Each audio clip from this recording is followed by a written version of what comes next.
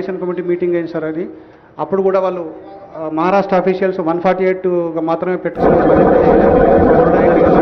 దాని ప్రకారం మీటింగ్ చేసుకున్నాం సార్ అది. అప్పుడు కూడా వాళ్ళు మహారాష్ట్ర అఫీషియల్స్ 148 మాత్రమే పెట్టుకున్నారు.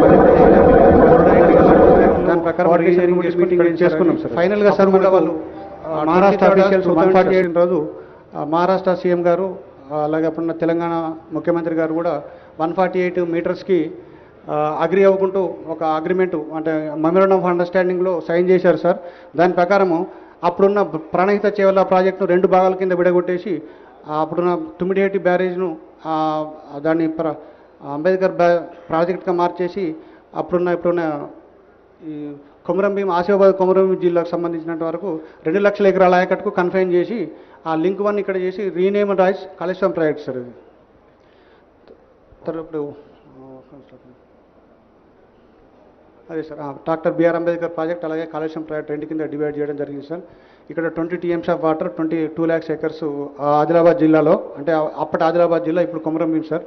దాని ప్రకారం దాని ఆల్టర్నేట్లో 3 బ్యారేజీలు 3 పంపులు కట్టేసి 160 TMC డైవర్ట్ చేయడానికి ప్లాన్ చేయడానికి జరిగింది సార్. అయితే ఇప్పుడు తర్వాత ఆయకట్టు సార్ అప్పుడు 16,40,000 ఉండే సార్. తర్వాత ఇప్పుడు ప్రపోజ్ చేసింది 18,25,000 acres ఇన్స్టెడ్ ఆఫ్ అది కొత్త ఆయకట్టు సార్. అలాగే 18,82,000 ఎగ్జిస్టింగ్ ఆయకట్టును సప్లిమెంట్ చేసుకోవడం జరిగింది సార్. అది కాక మనం 10 TMs drinking water, 30 TMs drinking water twin cities, 16 TMs water industries అప్పుడున్న వాటర్ కెపాసిటీస్ని రిటైన్ చేయడం జరిగింది సార్ దానిలో. నెక్స్ట్ సో మనము ఈ రీఇంజనీరింగ్ తర్వాత sir project report detail project రిపోర్ట్ను మనము CWCకి పంపించాం సార్. అన్నీ మనకు ఆల్ రిక్విజిట్ క్లియరెన్సెస్ అప్పుడు మనకు టెక్నికల్ అడ్వైజరీ కమిటీ మీటింగ్ కావచ్చు అన్ని క్లియరెన్సెస్ వచ్చాయి సార్. సరే ఈ డీటెయిల్స్ అన్ని 11 డైరెక్టరేట్ నుంచి వచ్చినటువంటి క్లియరెన్స్ అయినటువంటి డీటెయిల్స్ సార్ ఇవి మొత్తం సార్. ఇది టోటల్ ఇప్పుడు కాళేశ్వరం ప్రాజెక్టు 7 లింకుల కింద డివైడ్ జరిగింది సార్. మొదటి లింకు మేడిగడ్డ నుంచి ఎల్లంపల్లి సార్. అలాగే ఎల్లంపల్లి నుండి మిడ్ మానేర్ వరకు లింక్ 2, మిడ్ మానేర్ నుండి సిరిసిల్ల వరకు ప్యాకేజ్ 9 కింద లింక్ 3 సార్. అలాగే మిడ్ మానేర్ నుంచి మల్లన్న సాగర్ వరకు లింక్ 4 సార్. అలాగే 7 లింక్స్ కింద డివైడ్ చేసినాం సార్ దాన్ని టోటల్గా మొత్తం. నెక్స్ట్ సార్ ఇది టోటల్ ఆయకట్టు మనకు ఇప్పుడు 19,63,360 acres సార్. ఇది లింక్ 1, లింక్ 2, లింక్ 3 7 లింక్స్లో వచ్చినటువంటి ఆయకట్టు డీటెయిల్స్ సార్. ఇది సంగమేశ్వర బసవేశ్వర ప్రాజెక్ట్ ఆయకట్టు కూడా ఇందులో కలపడం జరిగింది సార్. 19,63 acres sir. సార్ ఇవి 7 లింక్స్ సార్. ఇవి నెక్స్ట్ సార్ ఇది సార్ ఇవి 7 లింక్స్లో మనకు మొత్తం 13 పాతవి 13 కొత్తవి 13 జిల్లాలు సార్. 31 కాన్స్టిట్యున్సీలు కవర్ అవుతున్నాయి సార్. అలాగే లింక్స్ 7 లింక్స్ ప్యాకేజ్ 28 న్యూ ఆయకట్టు 19.63 lakhs, అలాగే స్టెబిలైజేషన్ ఆయకట్టు 18.82 lakhs sir. Total power requirement మనకి ఇప్పుడు కాళేశ్వరం ప్రాజెక్ట్కి వచ్చేసి సార్ 4,905 megawatts సార్. అంటే మనకు యూజ్ చేసేటప్పుడు 80% ఎఫిషియన్సీలో 3,967 megawatts మనకు మొత్తం ఒకసారి రన్ చేసినట్టయితే అంత పవర్ రిక్వైర్మెంట్ ఉంటుంది సార్. మనకు కాకపోతే అవసరాన్ని బట్టి మనం ఎక్కడ అవసరం ఉంటే బట్టి మనం వాడుకుంటుంటాం సార్. నెక్స్ట్ చెప్పాను సార్. వాటర్ డైవర్షన్లో మనము ఇంక్లూడింగ్ ఎస్వైపు నుంచి 215 TMC అంటే కాళేశ్వరం మేడిగడ్డ నుండి ఎస్వైపు నుంచి 215 TMC సార్. అలాగే గ్రౌండ్ వాటర్ 25 TMCలు టోటల్ మొత్తం 240 TMCలు మనం ఇప్పుడు ప్రపోజ్ చేశాం సార్ కాళేశ్వరం ప్రాజెక్ట్లో. చెప్పండి సార్. ఇప్పటివరకు సార్ మనము ఈ ప్రాజెక్టు కన్స్ట్రక్షన్ స్టార్ట్ అయిన తర్వాత ఇప్పటివరకు 98,570 acres ఆఫ్ కొత్త ఆయకట్టుకు సర్టిఫికేషన్ జరిగింది సార్.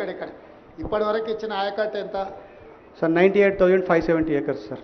ఇప్పటివరకు మనం నీళ్ళు ఇచ్చింది కాళేశ్వరం ప్రాజెక్టు కింద 98,570 ఎకరాలు అంతేనా? కొత్త ఆయకట్టు సార్. కొత్తదే. Yes sir. కొత్తగా ఎంత ఖర్చు అయింది ఇప్పటికి సార్? 93,000 crores అయింది. ఇప్పటివరకు ఖర్చు పెట్టింది ఎంత ఒకసారి చెక్ చేసి చెప్పు. 93,872 crores సార్. ఇంకా ఎంత పేమెంట్స్ పెండింగ్ ఉన్నాయి? 3,600 crores పేమెంట్ ఉంది సార్. అంటే దాదాపుగా 97,000 కోట్ల రూపాయలు ఖర్చు పెట్టారు. ఇది ఇంక్లూజివ్ ఆఫ్ 3,600 సార్. అంటే టు బి పేడ్ కలుపుకొని ఇప్పుడు 94,000 కోట్లు ఖర్చు పెట్టింది ఇప్పటికి. Yes sir. అది 3,600 అందులో కలిపి ఉంది సార్. అదే కలుపుకొని అంటే 94,000 కోట్లు ఖర్చు అయింది ఇప్పటికి. Yes sir. 94,000 కోట్ల రూపాయలు కాళేశ్వరం ప్రాజెక్టు మీద ఖర్చు పెట్టి ఇప్పటి వరకు ఇచ్చిన ఆయకట్టు 98,570 ఎకరాలు సార్. అంతేనా? Yes sir. టోటల్ ఇంతే కదా, కొత్తగా ఏం ఆయకట్టు క్రియేట్ చేయలేదు కదా? ఇవ్వలేదు, ఆయకట్టుకు నీళ్ళు ఇవ్వలేదు సార్, ఇంతవరకు ఇచ్చాం సార్. మీడియా మిత్రులు ఇది ఒకటి నోట్ చేసుకోండి. స్పష్టంగా మీరు గందరగోళం, చంద్రశేఖరరావు గారు 1,00,00,000 ఎకరాలకు నీళ్ళు ఇచ్చినా అని ఏదైతే చెప్పు వచ్చిండో ఇంతకాలం, పచ్చి అబద్ధం. ఈ పవర్ పాయింట్ ప్రజెంటేషను గత ప్రభుత్వం పాజిటివ్గా చెప్పుకోవడానికి తయారు చేసిన పవర్ పాయింట్ ప్రజెంటేషన్. దాంట్లో మేము ఎలాంటి మార్పు చేయలే. చంద్రశేఖరరావు గారు ఏ విధంగా అయితే భ్రమలు కల్పించి తప్పుడు సమాచారాన్ని, అంటే అవాస్తవాలను మనకందరికీ చొప్పించడానికి ప్రయత్నం చేసిండో, టోటల్గా ఇప్పటి వరకు ఈ ప్రాజెక్టులో 19 లక్షల చిల్లర ఎకరాలకే ఆయకట్టుకు, ఒకవేళ 100% ఇది పూర్తి అయితే వచ్చేది కొత్త ఆయకట్టు 19 లక్షల ఎకరాల చిల్లర. అంతేనా? అంతే సార్. ఎంత అది ఎగ్జాక్ట్గా నెంబరు? 19 లక్షల 19,63,000 సార్.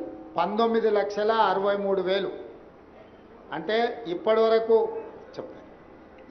వరకు కేసీఆర్ గారు కాళేశ్వరం కట్టి 1,00,00,000 ఎకరాలకు నీళ్ళు ఇస్తున్నా అని చెప్పింది అబద్ధం. ఈ ప్రాజెక్టులో మొత్తం ప్రతిపాదించిందే 19,63,000 ఎకరాల గురించి. ఇప్పటి వరకు 94,000 కోట్ల రూపాయలు ఖర్చు పెట్టి నీళ్ళు ఇచ్చింది 98,570 ఎకరాలకు మాత్రమే. పవర్ ఎంత అవసరము? పవర్ బిల్ ఎంత అయింది ఇప్పటికి? 98,000 ఎకరాలకు ఇచ్చారు కదా. కరెంటు బిల్ ఎంత అయింది ఈ కాళేశ్వరం మీద పంపుల లిఫ్ట్కు? సార్ అది మనము పరాణం మనము కన్సాలిడేటెడ్గా పేమెంట్ చేస్తున్నాం సార్ వాళ్ళకి, ఎలక్ట్రిసిటీ బోర్డుకి. సార్ బడ్జెట్లో పరాణం 10% పెట్టి పేమెంట్ చేసి సంవత్సరానికి ఎంత అవుతుంది అని అంచనా ఇచ్చారు. ఇప్పుడు 4,900 చిల్లర మెగావాట్స్ అవసరం ఉంది అన్నారు కదా సార్. ఒక సంవత్సరంలో ఈ పంపులన్నీ పనిచేస్తే మనకు అయ్యే మెయింటెనెన్స్ పవర్ ఛార్జెస్ ఎంత అయితే అయ్యే అంచనా వేసి ఉంటారు కదా సార్. సార్ ఉంది సార్. ఒక్కసారి అది చూసి చెప్పండి. 10,000 కోట్ల పైన అవుతుంది అన్నది. 10,500. మీడియా మిత్రులు అర్థం చేసుకోవాల్సింది, కేవలం కరెంటు బిల్లులే ప్రతి సంవత్సరం 10,500 కోట్ల రూపాయలు కట్టాలి. ఇతర ప్రాజెక్టుల నిర్వహణ, బ్యాంకు లోన్లు, బ్యాంకుకు మిత్తి, ఇవన్నీ లెక్కేస్తే దాదాపుగా 20,000 కోట్ల పైన ప్రతి సంవత్సరం 25,000 కోట్లు టచ్ అవుతుంది. 25,000 కోట్ల రూపాయలు ప్రతి సంవత్సరం ఖర్చు పెట్టి 100% చంద్రశేఖరరావు గారు అనుకున్నట్టే ఈ ప్రాజెక్టు పూర్తి అయితే 19,63,000 ఎకరాలకు నీళ్ళు వస్తాయి. ఎప్పుడు దాదాపుగా 2.5 లక్షల కోట్లు అయితే ఈ ప్రాజెక్టు ఇప్పటికీ 1,00,000 కోట్లు ఖర్చు అయినాయి. 1,47,000 కోట్లకు అంచనాలు పెంచినారు. ఇప్పుడు అది కూడా పూర్తిగా సరిపోదు. ఈ కొత్త అంచనాలు వేసుకుంటూ పోతే దాదాపుగా 2 లక్షల పైన కోట్లు ఈ ప్రాజెక్టు ఖర్చు అవుతాయి. సో ప్రతి సంవత్సరం 2 లక్షల కోట్ల పైన ఖర్చు పెట్టి ప్రతి సంవత్సరం 25,000 కోట్ల రూపాయలు మెయింటెనెన్స్ కింద, మిత్తిల కింద, అప్పుల కింద కట్టి నీళ్ళు ఇస్తే వచ్చేది 19,63,000 ఎకరాలు. అంటే ఈరోజు వరకు పూర్తి స్థాయిలో అవాస్తవాలను చెప్పుకుంటూ, అబద్ధపు ప్రచారాలు కల్పించుకుంటూ చంద్రశేఖరరావు గారు కాలం గడిపినరు. ఇదొక పాయింట్ అయితే, ఇప్పుడు ఈ కఠిన ప్రాజెక్టే కూలింది. ఇవన్నీ అంత సక్రమంగా జరిగి, అంత కేసీఆర్ గారు ఇంతకుముందు పవర్ పాయింట్ ప్రజెంటేషన్లో చూపించినట్టు మొత్తం ఆ రకంగా ముందుకు పోయిన ఉండే పరిస్థితి ఇది.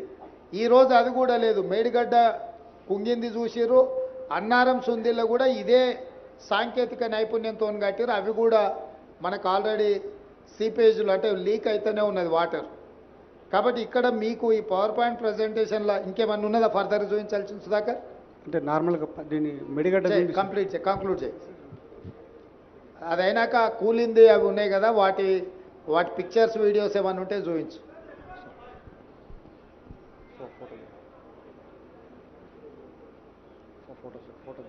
లోన్ల గురించి కూడా ఒకసారి, ఆ లోన్లు ఎంత తీసుకురేంది అనేది కూడా ఒకసారి ఫైనాన్షియల్ డీటెయిల్స్ ఒక్కసారి చూపించు. సార్ ఇవి సార్ మొత్తం మనకు 2 TMC 30 TMC రెండు కింద డివైడ్ చేసాం సార్. ఆ మొత్తం ప్రాజెక్ట్ కాస్ట్ వచ్చేసి 2 TMCకి 94,413 crores సార్. ఇది దానికి మనము ఆ కేఐపిఎస్ఎల్ నుంచి 44,614 crores లోన్ తీసుకున్నాం సార్. ఆ గవర్నమెంట్ షేర్ వచ్చేసి 28,806 crores సార్. మొత్తము టోటల్ ఎక్స్పెండిచర్ 2 TMCకి 73,500 crores సార్. అలాగే 30 TMC 33,459 crores ప్రాజెక్ట్ కాస్ట్ అయితే లోన్స్ వచ్చేసి మనకు 17,051 కోట్లు తీసుకున్నాం సార్. అలాగే గవర్నమెంట్ షేర్ 3,321 కోట్లు. Total expenditure 20,372 sir. అంటే total 2 TMC 30 TMC Kaleshwaram private మొత్తం కలిపి 1,27,000 కోట్లు 772 కోట్ల ప్రాజెక్ట్ కాస్ట్ అయితే సార్. 61,665 కోట్ల లోను, అలాగే గవర్నమెంట్ 32,207 కోట్లు sir. Total expenditure 93,872 crores sir ఇది ఇప్పటి వరకు. Yes sir. Okay, next.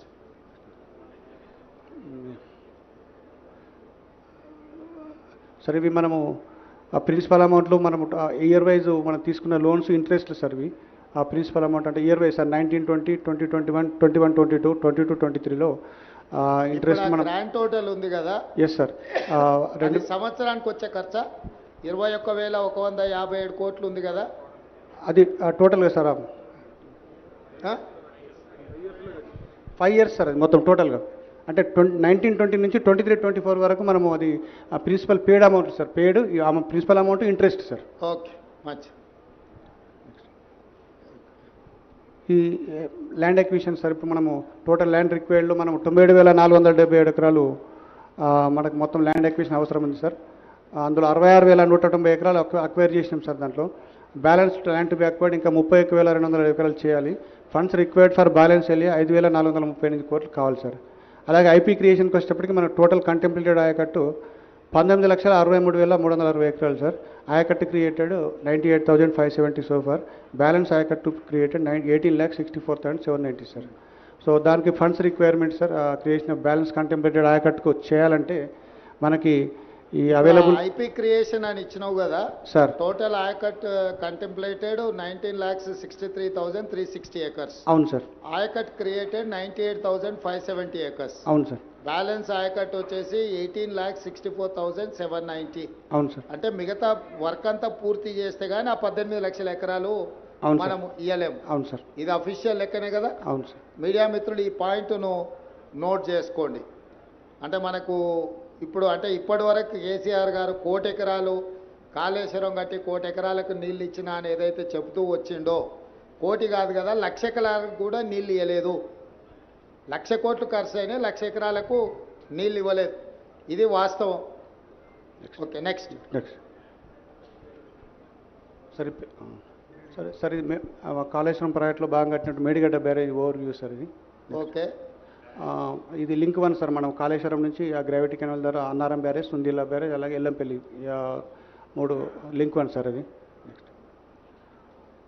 Sir ఇవి అంటే టెక్నికల్ డీటెయిల్స్ బ్యారేజీ సార్. ఇవన్నీ అంటే రాఫ్ట్ లెంత్లు, లెవెల్స్ అవన్నీ ఉన్నాయి సార్. నెక్స్ట్ సార్ అంటే మనకి క్రోనలాజికల్ ఈవెంట్స్ అంటే మనం మేడిగడ్డ కట్టినప్పటి నుంచి ఇప్పటి వరకు జరిగినటువంటి ఈవెంట్స్ సార్. ఇవి ఇన్సిడెంట్ జరిగింది సార్. అంటే ఇప్పుడు మనకు ఆ రోజు October 21 రోజు ఫస్ట్ మనకి 19, 20, 21 ఆ పియర్లు సింక్ అవ్వడం జరిగింది సార్. అది మనకు అప్పుడు మొత్తం ఎన్ని పిల్లర్స్ ఉన్నాయి దీంట్లో ఇప్పుడు మేడిగడ్డలో? మొత్తం 85 వెంట్స్ సార్. మొత్తం 85. Yes sir. ఎన్ని యూనిట్ల కింద ఉంది 85లో? ఎన్ని బ్లాక్స్ కింద ఉంది? మొత్తం 8 బ్లాక్స్ ఉన్నాయి సార్. 8. Yes sir. 85 పిల్లర్లు, 8 బ్లాక్లు సార్. ఇప్పుడు ఏ బ్లాక్? 7th బ్లాక్ ఇప్పుడు మనం పోయి చూసింది. అవును సార్. 7th బ్లాక్ లో పిల్లర్లు కుంగిపోయినాయి. అవును సార్. అంతే కదా. అంతే. కారణం ఏంది? కారణాలు అంటే మనం ఇప్పుడు కొన్ని టెస్టులు చేస్తున్నాం సార్. మనము దాన్ని రూట్ కాజ్ ఏందో ఫైండ్ అవుట్ చేయడానికి వరకు జీపీఆర్ టెస్టులని, తర్వాత ఈఆర్టీ టెస్టులు బ్లాక్ 7కు కంప్లీట్ అయినాయి సార్. ఇంకా బ్యాక్ 6 and 8 కూడా ఒక 3-4 డేస్లో కంప్లీట్ అవుతాయి సార్. వాటిని అనాలిసిస్ చేసిన తర్వాత మనకు అసలు దాని రీజన్స్ ఎంత శాండ్ మైన్ అయిందా లేకపోతే ఏమైనా ఫెయిల్యూర్ అయిందా మనకు తెలుస్తుంది sir. National dam safe authority ఒక నివేదిక ఇచ్చింది కదా, అందులో ఏం రాసిండ్రు సార్? వాళ్ళు కొన్ని ఫైండింగ్స్ ఇచ్చారు సార్. వాళ్ళు ఏమిచ్చిండ్రు సార్? ఒకటి వాళ్ళు ఫస్ట్ ఒక 20 వాళ్ళు వచ్చిన తర్వాత 20 లిస్ట్ ఇచ్చారు సార్. ఐటమ్స్ ఈ డేటా ఇవ్వమని చెప్పారు సార్. అందులో మనకు కొంత డేటా ఇచ్చారు సార్. పాసిబుల్ అన్ని డేటా ఇచ్చేశారు సార్. వాళ్ళ ఆబ్జర్వేషన్లో sir piers combination of issues involving planning, design, quality control, operation and maintenance లోపల కొన్ని రీజన్స్ ఉన్నాయని చెప్పేసి పాయింట్అవుట్ చేశారు సార్. అలాగే primary reason for the failure is the settlement of the raft which could be due to various reasons including failure of upstream secant pile due to barrage load. అంటే upstream secant పైల్లో barrage కనుక load increase అయిపోయి కింద ఏమైనా జరిగినప్పుడు uplift లేకపోతే అది కూడా ఒక రీజన్ కావచ్చు అని చెప్పి చెప్పారు సార్. అలాగే construction deficiency due to lack of stringent quality control అని అన్నారు సార్ వాళ్ళు. అంటే కన్స్ట్రక్షన్లో నాణ్యత లోపం అన్నట్టే కదా దాని అర్థం. ఎస్ సార్, ఉండొచ్చు అనే అవకాశం అన్నారు సార్. అది కూడా కారణం కావచ్చు అని అన్నారు సార్.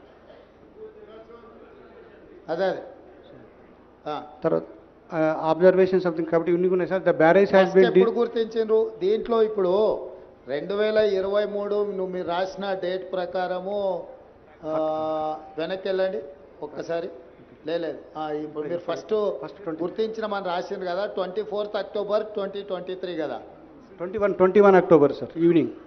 21st October ఇదైంది, 24th October అన్నారు కదా సార్.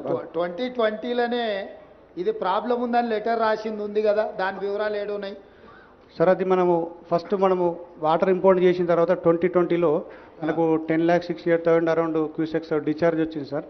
అయితే అప్పుడు కంటిన్యూస్గా మనకు రెయిన్స్ రావడం జరిగింది, ఫ్లడ్ కూడా ఫ్లో అయినప్పుడు మనము నార్మల్గా గేట్లన్నీ ఫ్రీ ఫ్లో కండిషన్లో పెడతాం సార్. బోత్ సైడ్స్ మొత్తం లిఫ్ట్ చేసి పెట్టుకుంటాం sir. Up stream down stream రెండు ఫేస్లు సేమ్ ఉంటాయి సార్.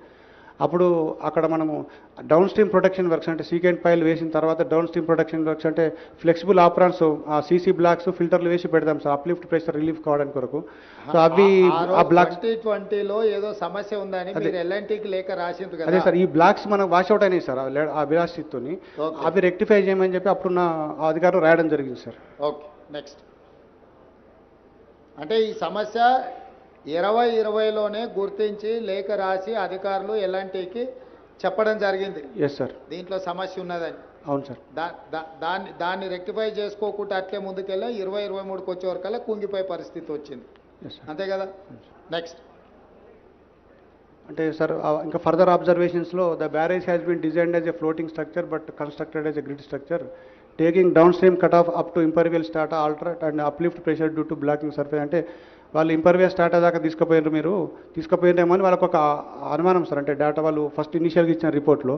తర్వాత dam owners have not maintain the cement concrete blocks అది లాంచింగ్ అప్రాన్స్. అంటే మనం ఇంతకుముందు డిస్కస్ చేసింది సార్, మీరు అడిగారు కదా సార్. అది ఆ బ్లాక్స్ మనకు డిస్ప్లేస్ అయిపోయి కొన్ని వాష్అవుట్ అయిన దాంట్లో కూడా వాళ్ళు సరిగా మెయింటైన్ చేయలేదు తర్వాత కన్సిక్వెంట్గా అని చెప్పేసి అడిగారు సార్. తర్వాత non compliance of dam safety act 2021 in pre and post monsoon inspection to check for unusual behaviour. Okay, next. తర్వాత అప్పుడు ఉన్న స్పెషల్ చీఫ్ సెక్రటరీ గారు అవి మీరు కొంచెం మాకు టైం ఇవ్వాలి, డేటా ఇస్తామని చెప్పి అన్నారు సార్. తర్వాత అవన్నీ మీరు ఏదైతే అబ్జర్వేషన్ చేశారో మీరు ఫుల్గా టెస్ట్ చేసి అసర్టైన్ చేసుకున్న తర్వాత కామెంట్ చేస్తే బాగుంటుంది సార్. మీరు వీల్ ఆల్సో టేక్ దట్ అని చెప్పి మనకు ఒక లెటర్ రాశారు సార్ అప్పుడు. తర్వాత ఈ తర్వాత మనము ఇన్వెస్టిగేషన్ కూడా ఎల్ఎన్టీ వాళ్ళు కూడా ఇన్వెస్టిగేషన్ స్టార్ట్ చేశారు సార్. అది చెప్పినటువంటి జిఆర్పి ఈఆర్పి టెస్టులు తర్వాత జీపీఆర్ టెస్టులు కూడా కండక్ట్ చేయడం జరిగింది సార్. ఒక 1 week 10 daysలో దాని యొక్క అనాలిసిస్ చేస్తే మనకు కొంచెం రీజన్స్ వచ్చే అవకాశాలు ఉంటాయి sir.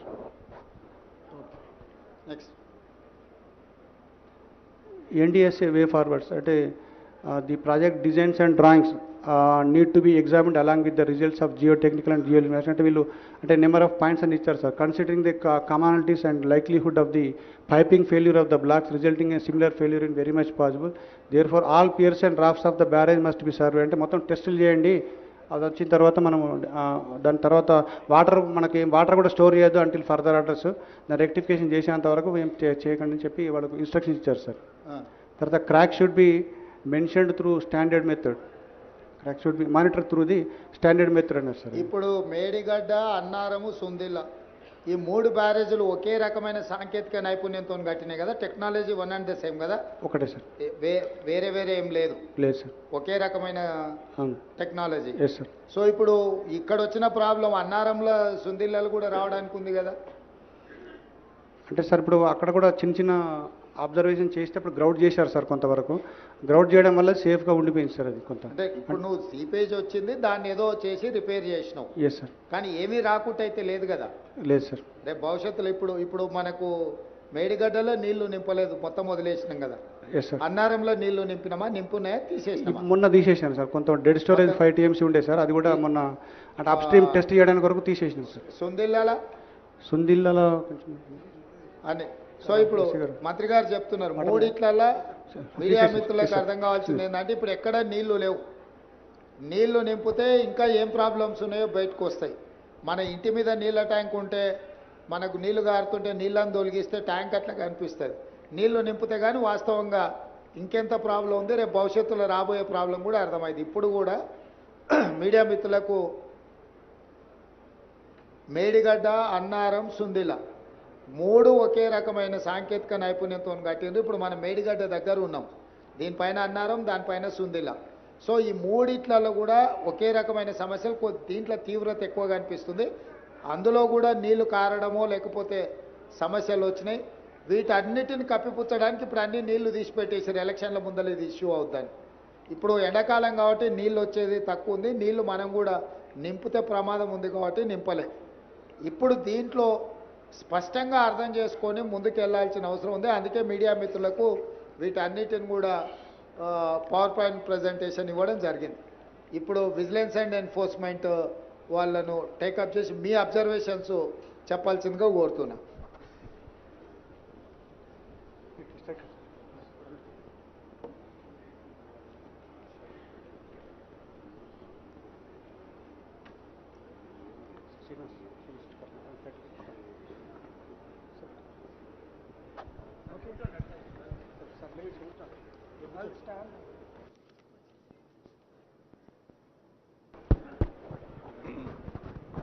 Thank you. Sir, good afternoon. Honorable CM Garu, all the senior ministers, members of the Legislative Assembly and the August Assembly, all the people available here. I'm Rajiv Ratan. I'm DG Vigilance Enforcement for the state, and I'm making a tiny little report on the Medigadda Barrage incident, what exactly happened and how we see things in our investigation. I'll be assisted by Mr. Sudarshan Reddy, who is Executive Engineer with me. I'll start the report, sir, if you permit. So this is a brief overview. It's a key component of the Kaleshwaram project aimed at enhancing the irrigation, drinking water supply and water needs across Telangana. And I have 2 photos, one showing the Medigadda Barrage and while the Medigadda Barrage is under construction. Now the dam incident happened on 21/10/23. There was settlement of some piers of the Medigadda Barrage and that was reported at 6:20 p.m.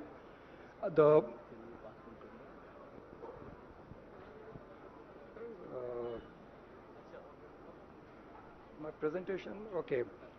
The motorable road on top of the barrage suddenly developed a pronounced dip, and at 6 p.m. the water level reported was 98 meters with a corresponding storage of 10.33 TMC. Inflows were 14.98 and outflows were 13.1 Q6.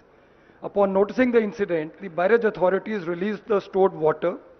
They cleared the barrage by opening the gates, and they reported the matter to the police and got an FIR registered in the PS Mahadevpur. The FIR hinted at some sabotage by unknown people. They requested action against those people, sir. This is a view of the road sunk on top of the barrage, which was very obvious on the 21st of October. And there is a side view from where we can see the dip in the road circled in the right, in the red ink.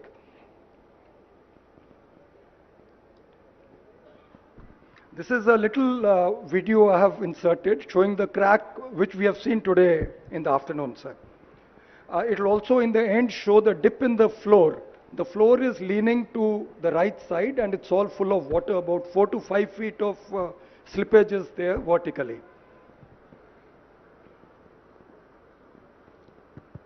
Hello.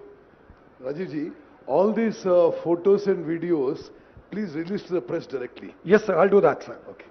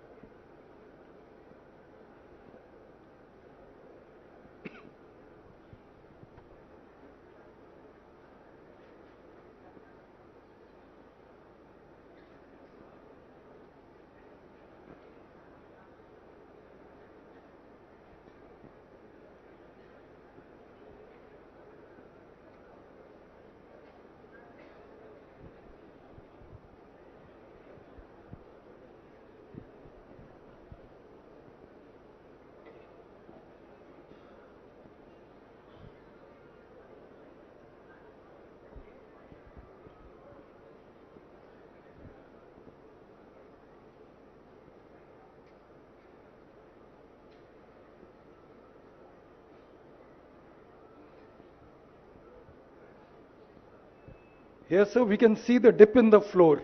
The entire water logging is on the right side. So it's about 4.5 feet dip there.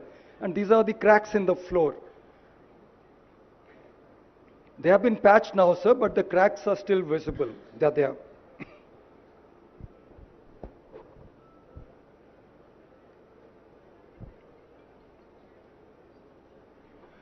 These are the fractal cracks on the front side on the top of the pillars, sir. We went up on the walkway and took the photos there. This is showing the rusting inside, sir. The cracks have been there for a while. So rusting is there on the rods inside. And there is a clear separation on the walkway also. Now we have gone to the pillar 20 today, sir. Major cracks have been observed on pier 20 of the second block. It's extended to the raft. The raft has sunk to the right side, about 4.5 feet. Water logging is there right now. Block number 7 includes piers 11 to 22, along with the integrated raft. So the cracks are stretching across in pier 8 and 19, 18 and 19 on both sides as well. So those cracks also, some of them are being shown here. So you can see the non-vertical kind of lines stretching through. These are hairline cracks, but they appear to be really developing into big ones now, sir. Now, sir, this is the same thing which the CE Garu has already said. So I'll not repeat this. I'll just jump to the next slide, sir. Now here, sir, we had the initial sanctions. Estimated cost was about 80,000 crores. And for Medigadda was 1853. And then there was a sanction of 25.91 crores for Medigadda on 1/3/16. Then L&T was the lowest bidder with the JV. And contract stipulated that the work has to be done by 26/8/2016. Medigadda Barrage had several revisions in the administrative approvals. I have a timeline chart in the end, sir, so I'll show whole thing there. Contract value has been rising from 1849 crores all the way to 4321 crores, which is about a 35% increase, sir. And the Kaleshwaram project's design capacity is 180 TMC per annum, that is 90-day working cycle, against the old project Pranita Chavela's of 160 TMC. But the actual water lifted in the last 5 years I've shown in the table, sir. So the total water lifted in 1920 is 34%. That is, we lifted 61% of 180 TMC capacity. After that, there has been a reduction. Next year it was 31 TMC, 33 TMC, and in 23-24 we have done 8.9. So if we take the average percentage, total lift has been done for 18.04% of the installed capacity of 180 TMC. So over the 5 years, we have not yet achieved the 180 TMC installed capacity here. It's only 162.36. Rajivji, 23-24 they have lifted only 8.9 TMC. That's right, sir. Out of 180. Yes, sir. So every year almost 180 TMC is the proposed thing. They have lifted 23-24 8.9 TMC. They have lifted 23-24, 22-23. Come on, come. మళ్ళొకసారి చూపించండి, అదే పెట్టండి screen మీద. 25 TMC, 21-22లో 33 TMC, 20-21లో 31 TMC, 19-20లో 61 TMC. These are the water yes, they have sir. lifted. Water they have lifted, sir. So media మిత్రులకు వాళ్ళు ప్రతి సంవత్సరం ఎంత నీళ్లు లిఫ్ట్ చేసిండ్రో అక్కడ ఉన్నది మూడో కాలంలో. ఫస్ట్ దాంట్లో ఇయరు, రెండో దాంట్లో ఈ కెపాసిటీ ఆఫ్ టీఎంసీ, మూడో కాలంలో ఏ సంవత్సరం ఎంత లిఫ్ట్ చేసిండ్రో అక్కడ ఉంది. సో 5 ఏళ్ళలో కలిపి కూడా మొత్తం కలిపి 162 టీఎంసీ ఎత్తలే. ప్రతి సంవత్సరం 180 టీఎంసీ ఎత్తుతామని కట్టి 1,00,000 కోట్లు ఖర్చు పెట్టి ఇప్పటికీ ఈ పోయిన సంవత్సరం అయితే 8 టీఎంసీ. సో అంటే 4% యువతల పర్సంటేజ్ రాసిండ్రు. ఒక సంవత్సరం 4.9%, ఒక సంవత్సరం 14%, ఇంకో సంవత్సరం 18%, ఒక సంవత్సరం 17%, ఇంకొక సంవత్సరం 34%. సో ఏ సంవత్సరం కూడా ప్రతిపాదించిన దాంట్లో వాళ్ళ సక్సెస్ రేషియో ఏముందో దీన్ని బట్టి అర్థం చేసుకోండి. Next. Sir, this design part has already been covered, sir. It's as per the manual order 179 for barrages on permeable foundations, where they insert the PCC or the secondary piles and primary piles. One is only to prevent the water from rising, and the other is the load bearing. And there is a representative photo, not of this barrage, but that just shows the secant pipes being laid, sir. Now, sir, the causes of failure primarily are coffer dam and sheet piles that were used during construction. They were not removed for 5 seasons. In fact, today when we went there, we could have actually seen that entire thing. There is a lot of overload material towards the last set of piers and this side piers, both But ends. they have claimed the bills and they have not cleared the material. Yes, sir, we are checking that now. So that's a very serious thing, because that will get everybody in serious trouble. The MBs are being verified, sir. Okay. Now, that is going to reflect a lot of water from the edges towards a specific set of piers which are going to be doubly impacted. There is going to be a water punch impacting them. A lot of extra water is going to flow into those pillars and piers, and they are going to be seriously inundated with high-speed water. That water should have been actually distributed across the entire riverbed upstream, sir. So that problem is there. Second, the recommendations of the 3D model study to trim the upstream, downstream overburdens. That is the debris that's there. That was never followed. It was never cleared. Some of it is still lying there, sir. In fact, some of it is bedrock. It's probably some soft rock only. It's not granite, sir, but it should have been cleared off. The connection between the cut-off walls and the raft may not have been cast according to the approved drawings. So there is some potential damage which would have occurred due to the undermining of the raft itself, sir.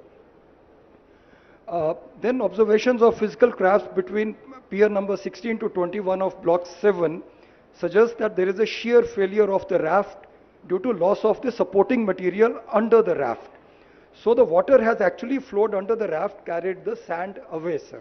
So sand has moved off and the free flow water is there. Those I'll show you in the next 2-3 slides, sir. Now this is the old coffer dam. This is being dismantled. Part of it is still there. This was all done in January, February of 2024. These are very recent photos. This photo probably is of last week only, sir. So they have cut the whole thing and carried off most of the material. This is towards the block number 8, the last block, sir. The same photos of the sheet piles which are being dismantled now, sir. So you'll see somebody cutting with the gas and all.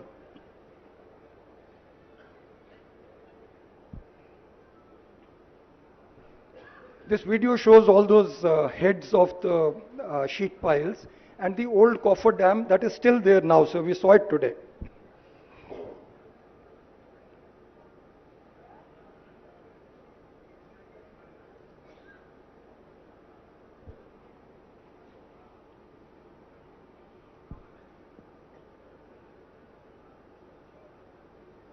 So coffer dam contributes to uneven flow of water, sir. So some of the areas get inundated much more. There is high-speed water there, and some areas are left brand new. They don't even get any water in those gates and blocks, sir.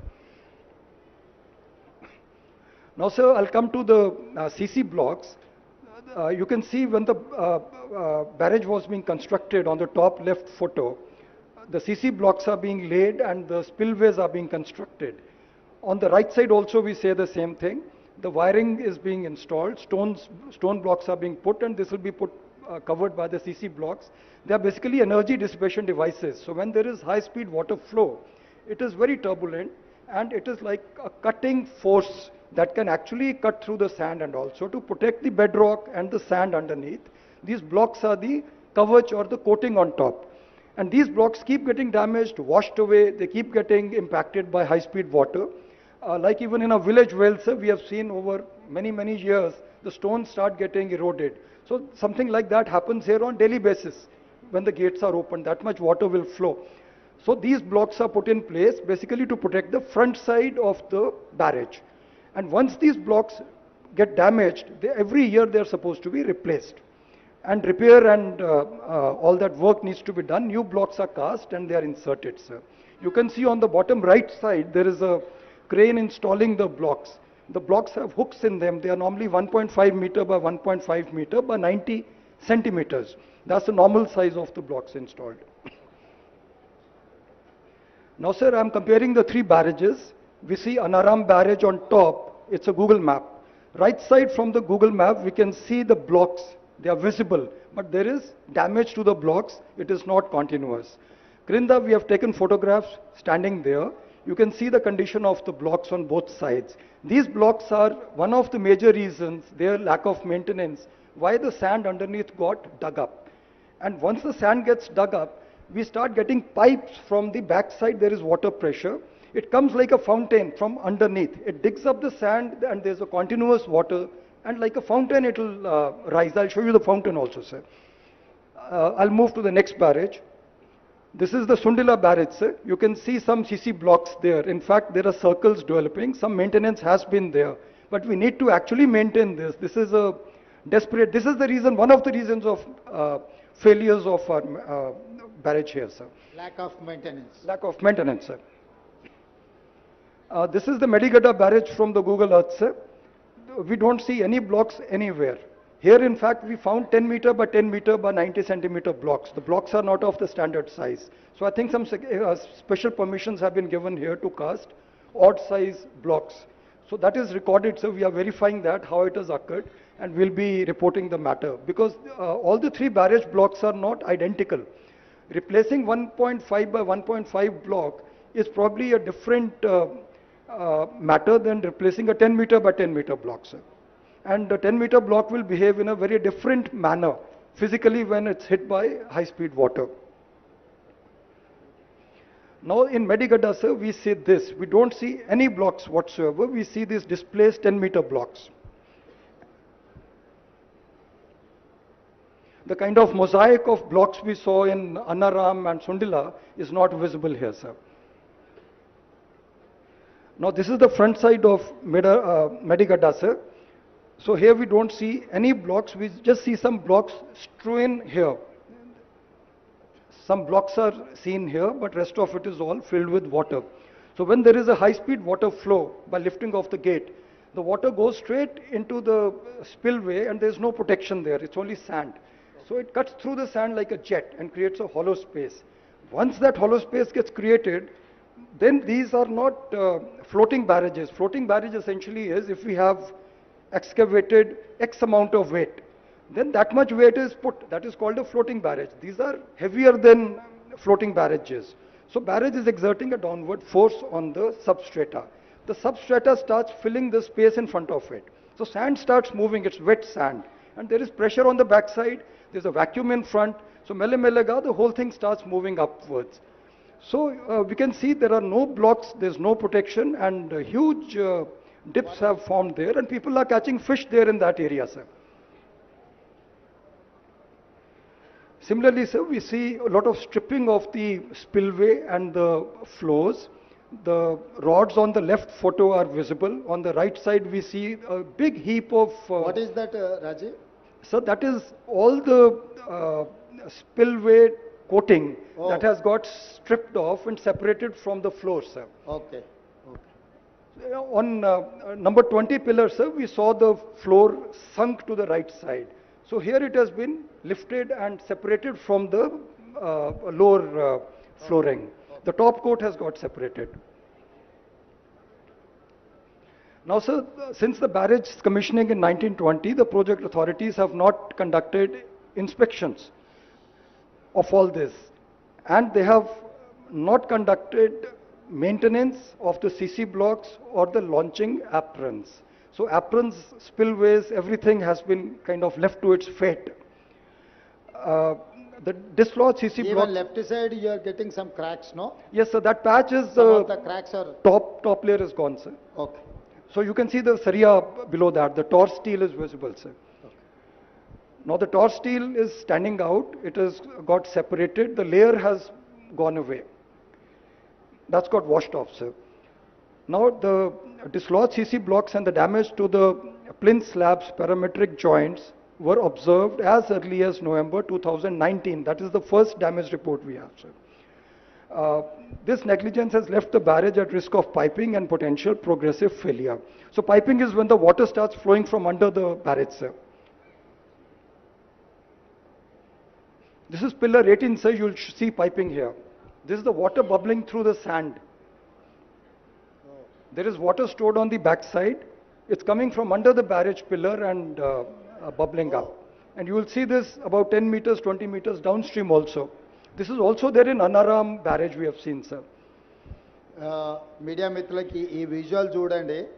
ఆ నీళ్ళు ఆ pillar దాని కింది నుంచి పైకి వస్తున్నాయి. అవతల side ఉన్న నీళ్ళు Now you will see that big fountain, Pedda fountain there, sir. Then go back yes, sir. To the pillar, Rajiv. Yes, sir. ఈ పిల్లర్ దగ్గర చూడండి, ఆ నీళ్ళు కింది నుంచి ఉబ్బికి వస్తున్నాయి. అంటే అవతల సైడ్ ఉండాల్సిన నీళ్ళు యువతలకి ఆ కింద మొత్తం పోవడం వల్ల, అంటే కింద ఏం బునాది ఏం లేదు దాన్ని ఆపడానికి. ఆ కింది నుంచి నీళ్ళు వస్తున్నాయి చూడండి, దానికి కింది నుంచి లీక్ అయి పైకి వచ్చి ఇట్లా వెళ్ళిపోతున్నాయి. అంటే రేపు ఇప్పుడు కొంచెం వాటర్ ఉంటేనే అట్లుంది. మొత్తం నీళ్లు నింపినాం అనుకోండి, అసలు ఏ పిల్లరు ఉండదు. ఇప్పుడు అక్కడ ఉన్న దగ్గర చూపిస్తున్నాం కదా, టోటల్గా కింద బునాది అనేది గట్టిగా లేకపోవడం వల్ల నీళ్లు కింది నుంచి వస్తున్నాయి. ఇక్కడ కంట్రోల్ చేసి గేట్లు ఎత్తుతే వెళ్ళాల్సిన నీళ్లు భూమిలో నుంచి కింది నుంచి పైకి వచ్చి బయటికి పోతున్నాయి. Okay Rajiv, next.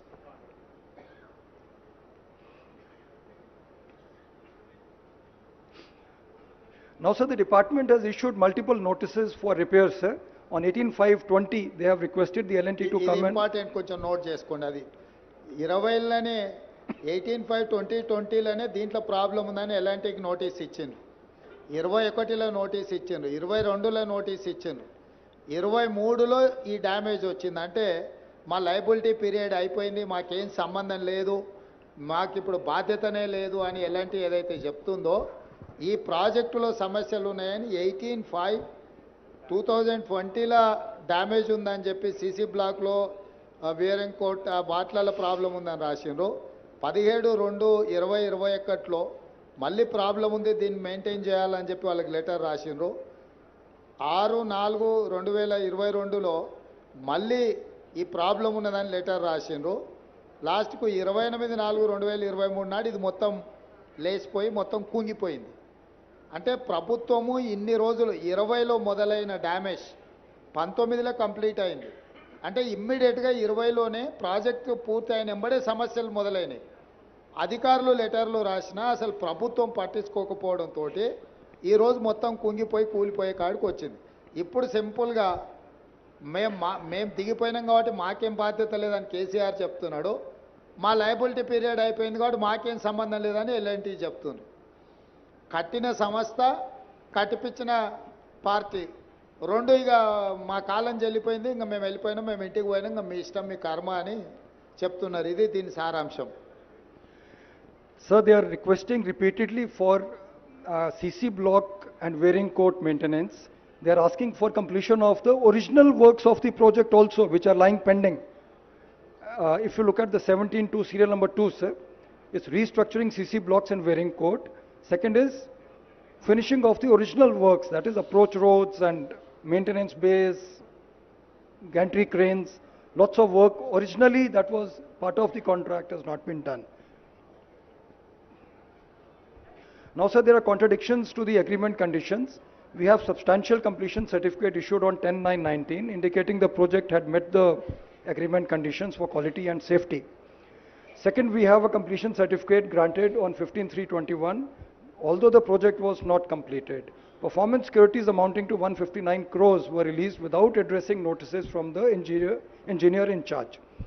Engineer-in-chief reported the defect liability period has begun on 29/2/20, which conflicts with the dates of the completion certificates.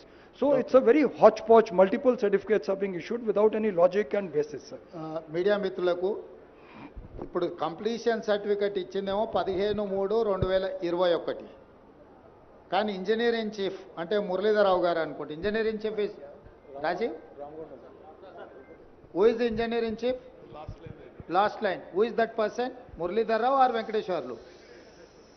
So it will be Venkateshwarlu, sir. Venkateshwarlu, okay. అతను కంప్లీట్ అయిన సర్టిఫికేట్ ఏమో 15/3/2021 ఇచ్చిండు, అంటే ఆల్రెడీ దాంట్లో ఇష్యూస్ ఉన్నాయి. కానీ తను liability period 29/2/2020 నాడే స్టార్ట్ అయిందని ఇచ్చిండు. అంటే దీంట్లో ఏది కరెక్ట్ అనుకోవాలి? అంటే వెంకటేశ్వర్లని సర్వీస్ నుంచి కంప్లీట్గా టర్మినేట్ చేసింది ఎందుకంటే ఇట్లాంటి మిస్టేక్స్ ఉన్నాయని విజిలెన్స్ అండ్ ఎన్ఫోర్స్మెంట్ ఇచ్చిన వాళ్ళ ఫ్యాక్ట్స్ అండ్ ఫిగర్స్తో ఇచ్చిన నివేదికతోని plus 159 crores they have released performance securities, అంటే సెక్యూరిటీ గ్యారంటీస్ ఉన్నాయన్నిటిని కూడా ఈ అన్ని చార్జెస్ వాళ్ళ మీద ఉండి ప్రాబ్లమ్స్ ఉన్నాయని నోటీస్ ఇచ్చినా కూడా అవి ఫుల్ఫిల్ చేయకపోయినా కూడా ఈ పేమెంట్లు కూడా రిలీజ్ చేసిండ్రు. Next Raju. So the scheduled inspections under the Dam Safety Act 21 are essential for assessing the condition of the dams and structures. The inspections are pre-monsoon, post-monsoon and other scheduled checks, and the field engineers are responsible. All deficiencies identified during the inspections have to be reported to the SDSO, State Dam Safety Organization, for evaluation, etc. That is the rule, sir, rule position. Okay. Dam Safety Act 21 mandates meticulous recording of all the maintenance activities. Records have to detail the type, date, weather conditions, water flow, everything. And they have to include the description of work, duration, etc. We have not seen any maintenance records so far. On requesting, a follow-through letter has been written to L&T, but department daggare em ledu, nothing is there, sir. Thank you. Now, sir, this is a small timeline I prepared, sir. This will show a lot of events. So the first event is on March 3, 2016, when the initial GO sanctioning 2591 crores, that is GORT 231, was issued. After that, 26th August, project agreement was entered into. Next activity was on May 19th. This one, sir. GO 707. Enhancement happened to 3,260 crores for the project value. Krinda, sir, we see supplemental agreements being made on 2nd July 18 and also 31st Raja December. will do one thing. Sir. As it is you push to media people, they will go through that report. The Yes, sir. final conclusion is that October 21st, 2023, sinking of the pillar number 20. Was sinking, sir. Madhyalo, sir, you will see a small photo of Rajiv, see, just give the entire presentation to Hanumantrao, Commissioner NPR. Hanumantrao garu, just pass it on to the entire media. Yes, sir. Sir, if you see the small May, September, small picture is there, that is the inaugural photograph. And after that, there are lots of substantial completion certificates, 3 in purple, one after the other. On top is the request for maintenance. There are 4 different requests for maintenance which have not been adhered to. And Antlo, the barrage has collapsed without any repair maintenance. But Madhyalo, on 6th of September 21, we have GO 330 sanctioning 4,613 crores, cost escalation of the project. So on one side, we have given completion certificates. On second side, sir, we are issuing GOs enhancing the project cost and paying the money. Money is being released. So both the things are going on together. So if L&T is not responding to us, at least the money flow should have stopped immediately, and we should have corralled them and taken them to some kind of. So I'll move to the last slide, sir. This is the inauguration of the barrage, sir. It's on 21/6/2019. 3 honorable CMs and 1 governor of Telangana are seen here. If you look at the background, this area, you will find that the aprons are not yet ready. It's a little premature inauguration, sir. So I thought I'll just bring it to your notice, sir. So we are here right now, sir, and then we have some findings and conclusions. First is the construction of Block 7 had deviated from the plan, and the raft and secant piles were not laid in specified sequential manner. So we are holding L&T and the department both responsible for this, sir. They should have handled this work. Operation and maintenance was not done since the inauguration, that is 21/6/19. Both are responsible, sir, the agency and the department. Mandatory post-monsoon sounding probing, which is mandated as per IS 7349, was not performed. Department is responsible, they have to get this done, sir. Construction remnants like the coffer dam and sheet piles have not been removed. L&T is to be held responsible because it's part of the contract, sir, clause number 14. Contractual obligations under agreement handing over clause clause 50 of the agreement remain unfulfilled till this day. Further, sir, the allegations suggest that the major blocks were taken up by some subcontractors. We are investigating that part, and we are verifying the money trail and accounts and everything, sir. Apart from that, sir, the bank guarantees have been released despite works being pending. So that is again the department's responsibility. We hope an expert committee will go into the entire causes of failure and suggest a rehab plan, sir. That's all I have, sir. Thank you, sir. Thank you, Rajiv ji. Sir, as irrigation minister now, I'll just briefly summarize చేసి కొంత national media ఉన్నారు కాబట్టి కొంత ఇంగ్లీష్లో మాట్లాడతాను. Okay, we thank the MIM members for coming for the visit and for the presentation. Thank you very much to all the MIM MLAs.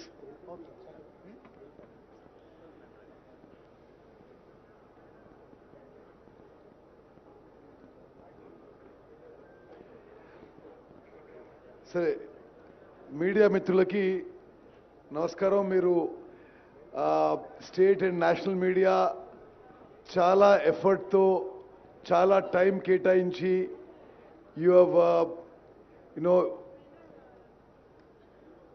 have spent your valuable time in a long travel from Hyderabad to here. We are very grateful to you. I'll just summarize in 4-5 minutes, and then my colleague from the Communist Party of India will speak and we'll try to end the thing. Possibly in post-independent India, స్వతంత్ర భారతదేశంలో ఇంత shameful incident, ఇంత పెద్ద scam, ఇంత పెద్ద స్కాండలు, ఇంత పెద్ద కుంభకోణం మరి మరొకటి ఉండకపోవచ్చు. 94,000 కోట్ల రూపాయలు ప్రజాధనం ఖర్చు పెట్టి కేవలం 90,000 ఎకరాలు కొత్త ఆయకట్టు జనరేట్ చేయడం జరిగింది. ఆ 94,000 కోట్లలో 61,000 కోట్లని మనందరినీ తాకట్టు పెట్టి, మన పిల్లల్ని తాకట్టు పెట్టి హై ఇంట్రెస్ట్ లోన్స్ తీసుకొచ్చి ఈ ప్రాజెక్టు మీద ఖర్చు పెట్టినరు. మరో 33,000 కోట్లు మన నుంచి కలెక్ట్ చేసిన ట్యాక్సెస్, పన్నులు నుంచి ఖర్చు పెట్టడం జరిగింది. అదేవిధంగా ఇంకొక ఇంపార్టెంట్ పాయింట్ ఏంటంటే, అసలు ఈ ప్రాజెక్టు మొదలుపెట్టింది కాంగ్రెస్ ప్రభుత్వం రాజశేఖర గారి హయాంలో 38,000 కోట్లతో 16 లక్షల ఎకరాలకి ఆయకట్టు. This project was envisaged in the earlier Congress government as 38,000 crore project irrigating 16 lakh acres. On the name of so-called re-engineering, officially the project cost is escalated to 80,000 crores for nearly the same new ayacut. Now, already expenditure is 94,000 crores, and at the minimum, another 40,000 crores are required to complete the project.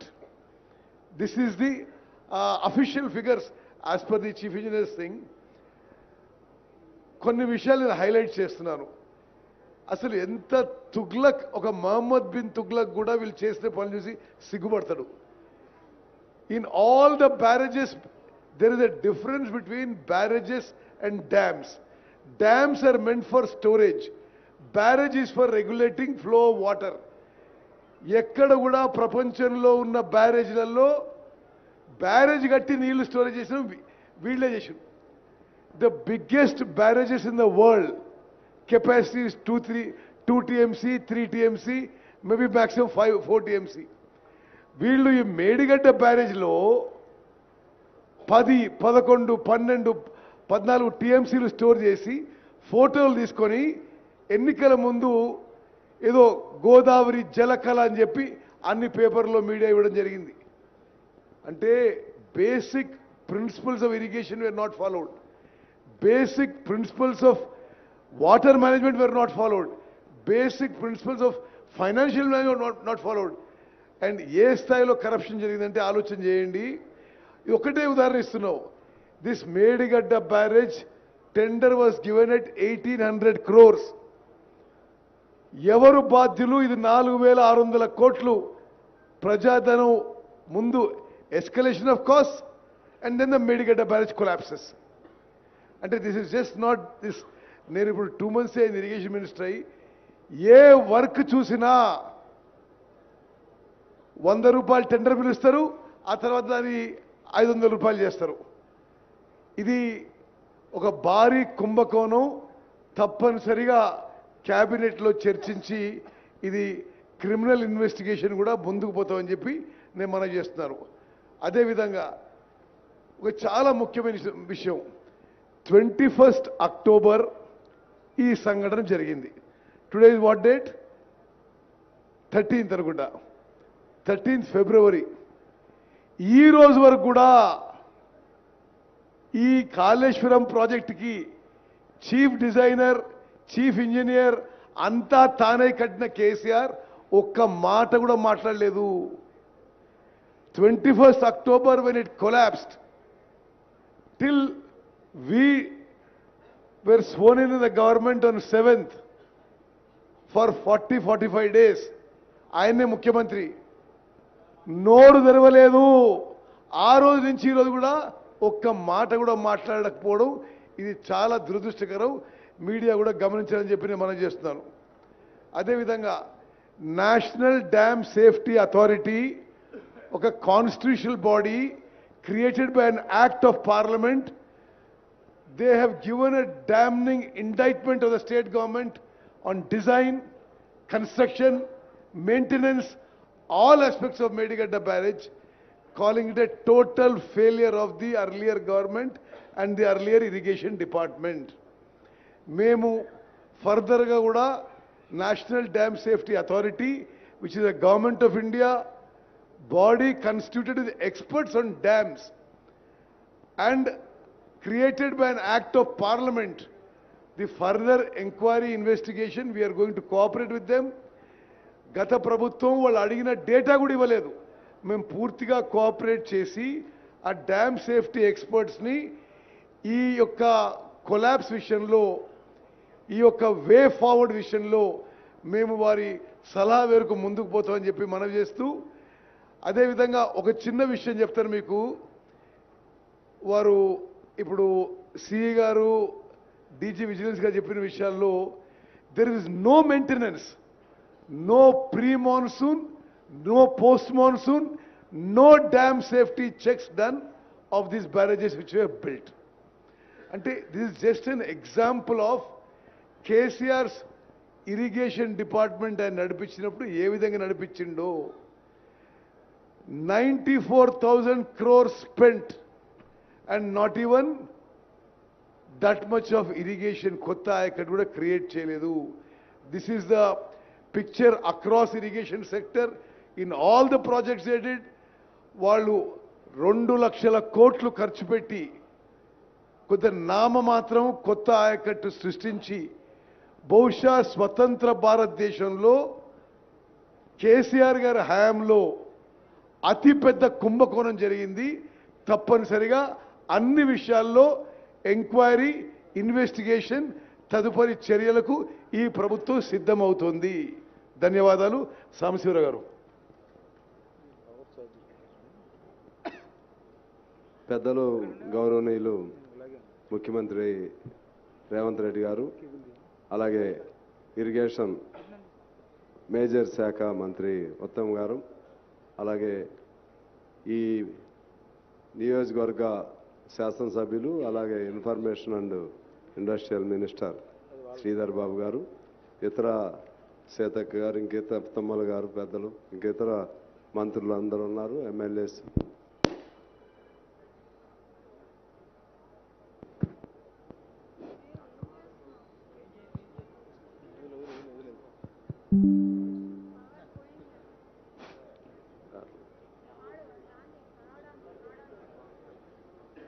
KCR అక్కడ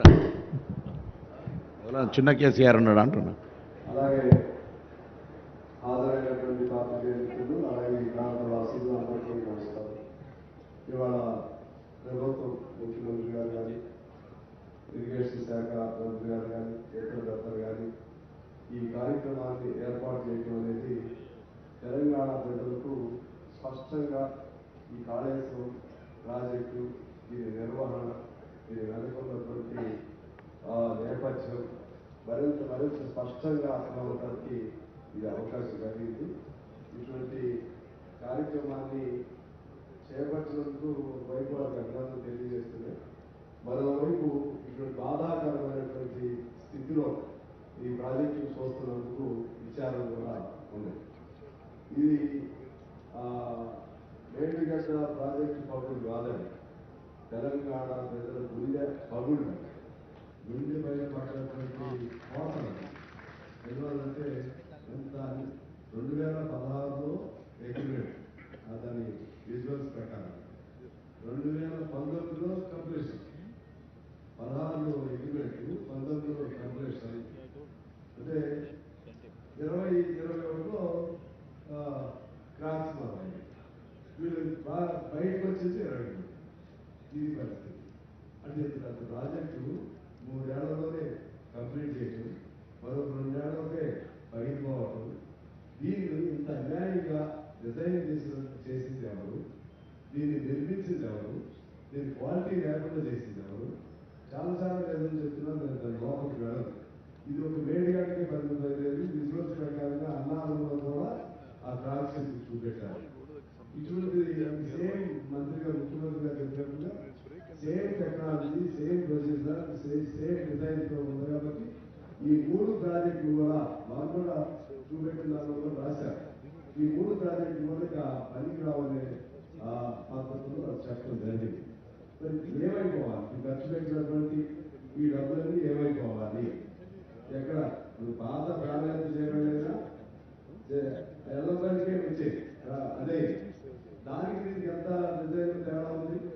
అది 2005లో రాజశేఖర రెడ్డి గారు ఉన్నప్పుడు ప్రారంభమైంది. అది 16 లక్షల ఎకరాలు బండిలోని design to irrigate the ayacut of 16 lakhs. వీళ్ళ ఆయకట్ ప్రకారంగా 18 lakhs, only 2 lakhs acres extra. ఏడు గ్రేజరేటి ఇక్కడైతే నీళ్లు బాగా ఉంటాయి. ముందు ఏం ఉపయోగమైంది, నీళ్లు 2 లక్షలే కదా తేడా. దాన్ని ఏ బాధ్యత లేదు. ఇంకా అంతిమంగా ఏం చేశారు, ప్రాణాయత చేయడం వదిలేసి ఆదిలాబాద్ జిల్లా మొత్తాన్ని వదిలేసి ఇక్కడ నుంచి మొదలుపెట్టి అది తర్వాత చేపడతా ఉన్నారు. నాకు ఎందుకు గుర్తంటే మా మల్లేష్ గారు మల్లేష్ గారు అప్పుడు ఉండేవాడు. ఆయన మా పార్టీ వాళ్ళు కూడా చాలా శంకర్కి చాలా మంది ఉన్నారు. చాలాసార్లు ఆందోళన చేశారు. మేము అందరికీ కూడా వచ్చారు. అసలు మా జిల్లాకి లేకుండా మా ప్రాణాయత చేయడం లేకుండా చాలా బాగా చేశారు. తర్వాత అది కూడా ప్రయత్నం చేస్తాం, ఇంకో 2 లక్షల ఎకరాలు వచ్చే విధంగా చెప్పి అప్పుడున్న ప్రభుత్వం చెప్పడం జరిగింది. ఇక్కడ నేను ఒక పాయింట్ చెప్పి సెలవు తీసుకుంటాను. ఇప్పుడు మన ఉత్తమ్ గారు చెప్పినట్టుగా అసలు ఇంత స్టోరేజ్ ఎక్కడ ఏ ప్రాజెక్టులో కూడా ఇంత స్టోరేజ్ ఉన్నాయి తక్కువ. రేపు పోలవరం కూడా అవుతాయి, ఇంకా పెద్ద అనుకుని ఏదైనా అవుతాయి. సరే అంత ఎంత అన్యాయంగా కన్స్ట్రక్షన్ ఉందా అనేది ఎవరికి తెలియదు. మీరు చెప్తున్నారు కదా, దాన్ని మొదలెట్టిన తర్వాత 5 ఏళ్ళు దీన్ని చూస్తానికి ఎవరు రాదు. అసలు మెయింటెనెన్స్ లేదు కాబట్టి అసలు కన్స్ట్రక్షనే వీక్ ఫౌండేషన్ డిజైనే లోపం ఉంది. ఇక్కడ మన కాటన్ కట్టించినటువంటి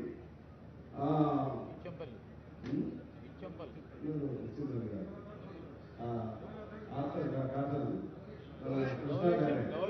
కృష్ణా బ్యారేజ్ ధవళేశ్వరం మట్టితో కట్టించిన ప్రాజెక్ట్, మట్టితో కట్టించారు. కేవలం 2.5-3 టీఎంసీ మాత్రమే డిపాజిట్ అవుతుంది, కానీ లక్షల ఎకరాలు సాగు అవుతుంది. నాకు తెలిసి సాగర్ మన కృష్ణా దాని కింద 16-17 తుమ్మగారి బాగా 16-17 లక్షలు ఎక్కడ, ధవళేశ్వరం కింద పడి ఇంకో 16-17 లక్షలు అక్కడ. ఓన్లీ 3 టీఎంసీ దాని స్టోరేజ్ కెపాసిటీ. అంటే అది దాదాపు 1950s కట్టించినటువంటి ప్రాజెక్టు అవి నిలబడ్డాయి. ఇప్పుడు ఈ మోడర్న్ టెక్నాలజీతో కట్టించిన ఈ ప్రాజెక్టు స్థితి ఎలా, అసలు ఎందుకు మనకి జీతాలు ఇవ్వలేని పరిస్థితి ఎందుకు వచ్చింది?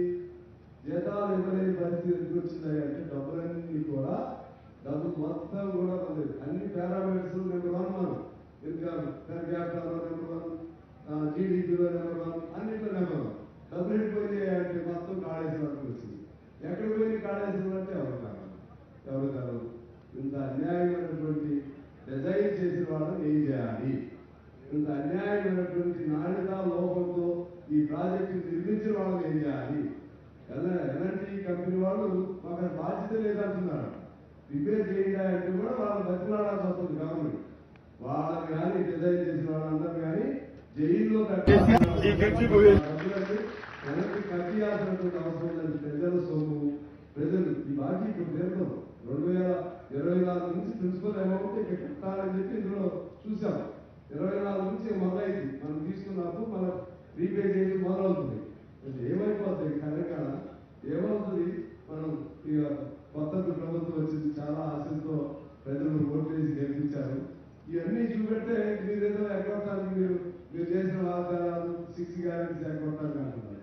ఇంత అన్యాయం చేసి లక్షల వేల కోట్లు ఈ విధంగా దాన్ని దుర్వినియోగం కాదు, పెద్ద ఇంకా కొత్త భాషలు చెప్పాలంటే it is the biggest scandal in the I think in the country, not world, I can't say world.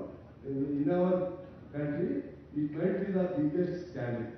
1 lakh అనేది ఆ గోదావరిలో పోసినా ఎదిగితే దొరికే ఒకటి ఎక్కడ పోసినా తెలవదు, ఆ డబ్బులు ఎదుగుతుంది తెలవదు. దీని మీద చాలా సీరియస్గా ప్రభుత్వం ఉండాలని నేను కోరుకుంటూ, భవిష్యత్తులో మరి ఏమవుతుందో తెలవదు. ఆ ప్రాణాంతం చేయగల ఆ ఓల్డ్ డిజైన్ నుంచి తీసుకెళ్తారా ఎట్లా, లేకపోతే దీన్ని ఏమైనా రిపేర్కి అవకాశం ఉంటుందా? అదంతా ఇంజనీర్స్ ఎక్స్పర్ట్స్ సలహాలు తీసుకుని చేస్తామని చెప్తున్నారు. ఏదేమైనా కూడా తెలంగాణకి తీవ్ర నష్టం జరిగింది.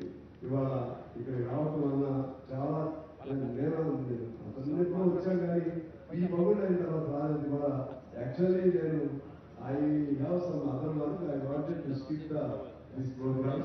బట్ ఎందుకంటే వాళ్ళు అందరూ అనుకున్నాం ఇవాళ ఉన్నారు. If I absent, so if I send some wrong signal, that's why I have changed my mind. I have attended here. Coming here, just I learned so much. ఇక్కడ రావడం చాలా నాకు అవగాహన అయింది. ఖచ్చితంగా ఈ అంశాన్ని ప్రజల దృష్టికి తీసుకెళ్లడంలో మా పార్టీగా నేను నా బాధ్యత వహిస్తాను. ప్రభుత్వానికి అన్ని రకాలుగా మీరు ఎందుకంటే మీ ముఖస్థితికి చెప్తున్నది ఇది తెలంగాణ జరిగిన నష్టం కాబట్టి ఈ నష్టాన్ని ఎలా రిపేర్ చేస్తారు, ఎలా పూడుస్తారు, పరంగా మనకి రావాల్సిన ఈ భూమి రాయిగట్టు అంతా తొందరలో ఎలా పూర్తి చేస్తారు. ఇప్పుడు ఎంత పూర్తయింది కూడా అర్థం కావట్లేదు. 1,00,000 ఎకరాలే అంటే మీకు 18 లక్షల ఎకరాలు ఒరిజినల్లీ ప్లాన్ రాయిగట్టు, ఇంకా 17 లక్షల ఎకరాలకి ఎప్పుడు రావాలి, ఇంకెన్నేళ్ళకి రావాలి? 2016 నుంచి మొదలైనటువంటి ప్రాజెక్టు ఇంక 17 ఏళ్ళు కూడా రాదు. మళ్ళీ ఏమైపోయిందో తెలవదు. వీటన్నిటినీ మీ మీద చాలా బాధ్యత ఉంది. వీటిని మీరు అంతా సందేహాల్సిన అవసరం ఉందని తెలియజేస్తూ ముఖ్యమంత్రి గారికి, ఉత్తమ్ గారికి, ఇతర పెద్దలందరికీ మీ అందరికీ నమస్కారాలు తెలియజేస్తూ సార్ థ్యాంక్ యూ. ఇప్పుడు ఈ సందర్శన సందర్భంగా గౌరవ ముఖ్యమంత్రి వర్యులు శ్రీ రేవంత్ రెడ్డి గారిని వారి సందేశంగా కోరుతారు.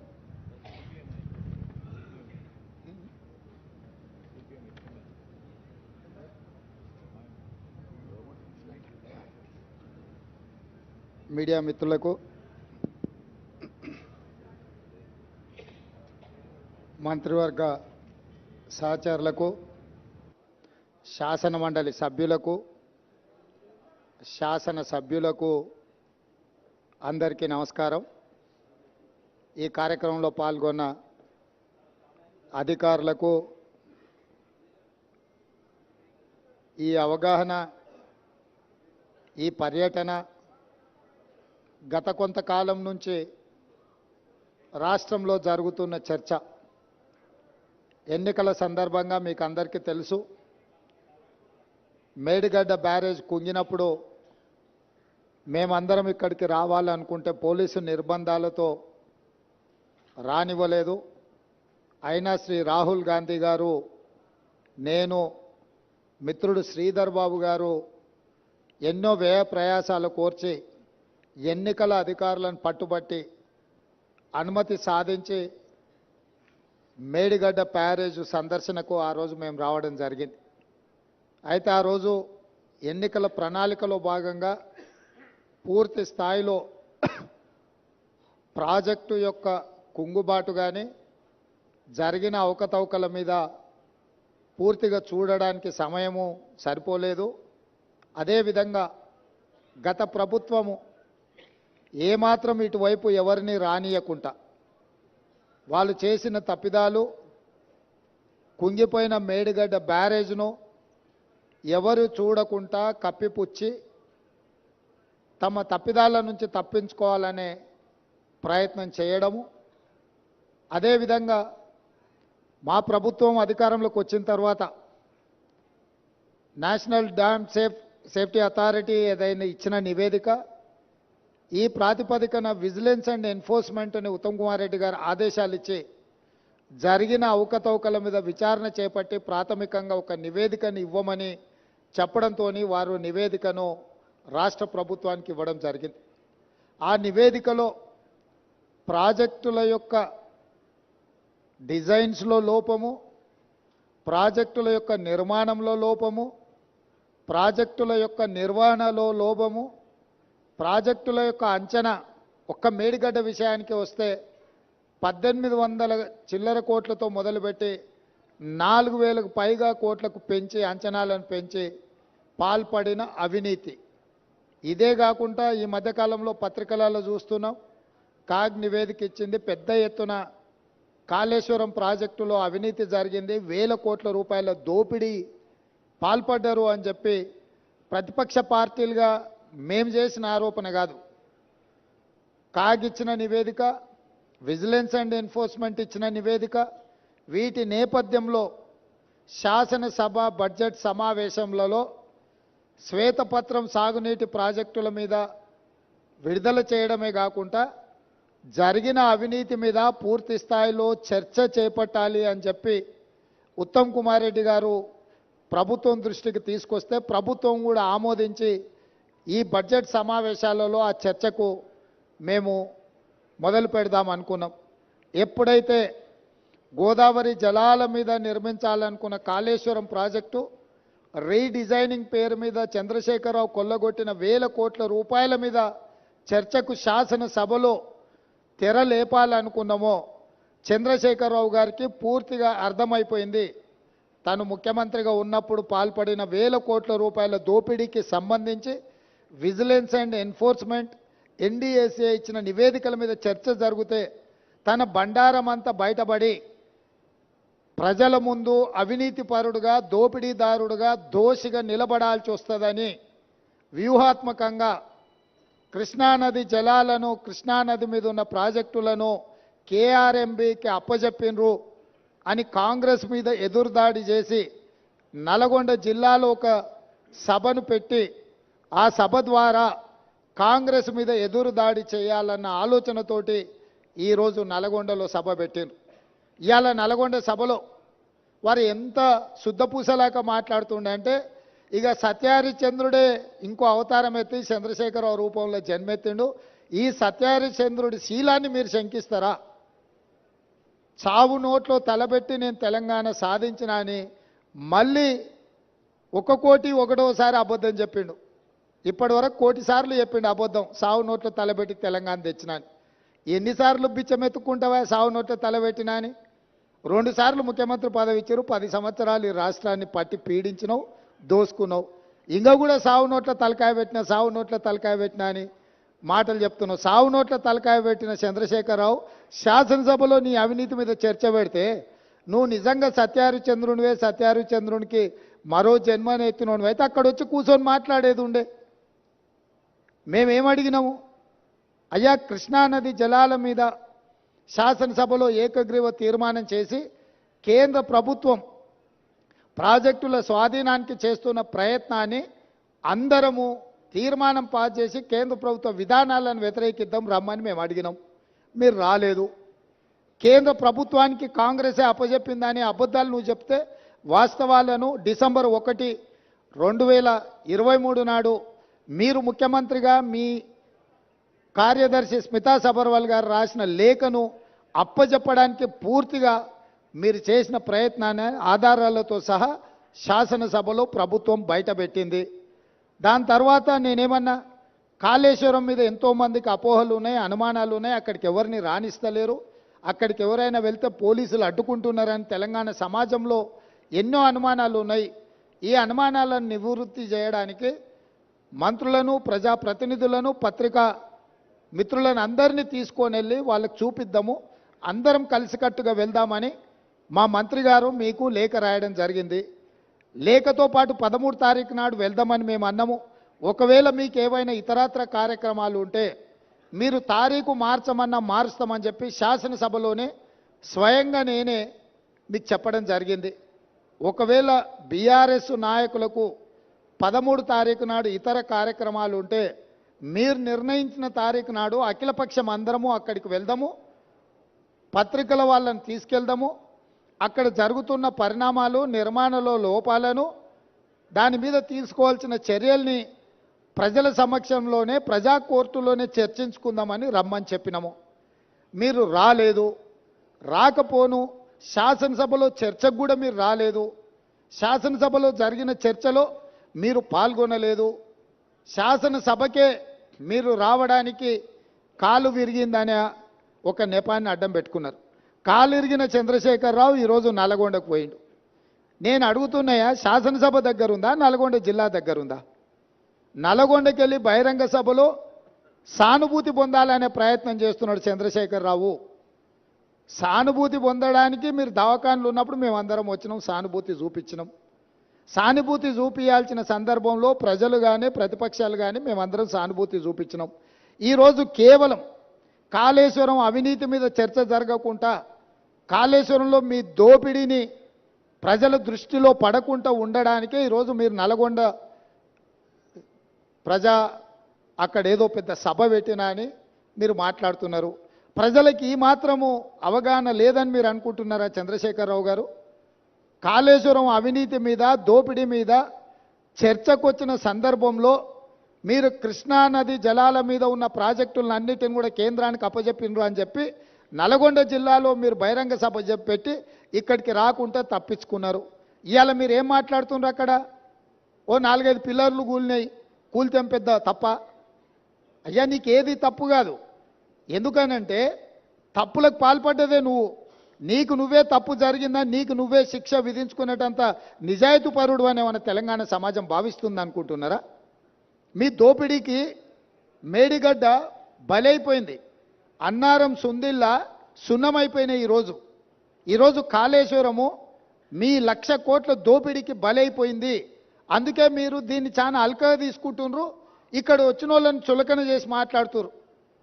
మీరు ఈరోజు ఇక్కడికి రాకపోవడం ఒక తప్పిదమైతే ఇక్కడ తీసుకున్న కార్యక్రమాన్ని చులకన చేసి తిట్టడం అనేది మీ దిగజారుడు తనానికి నిదర్శనం చంద్రశేఖరరావు గారు.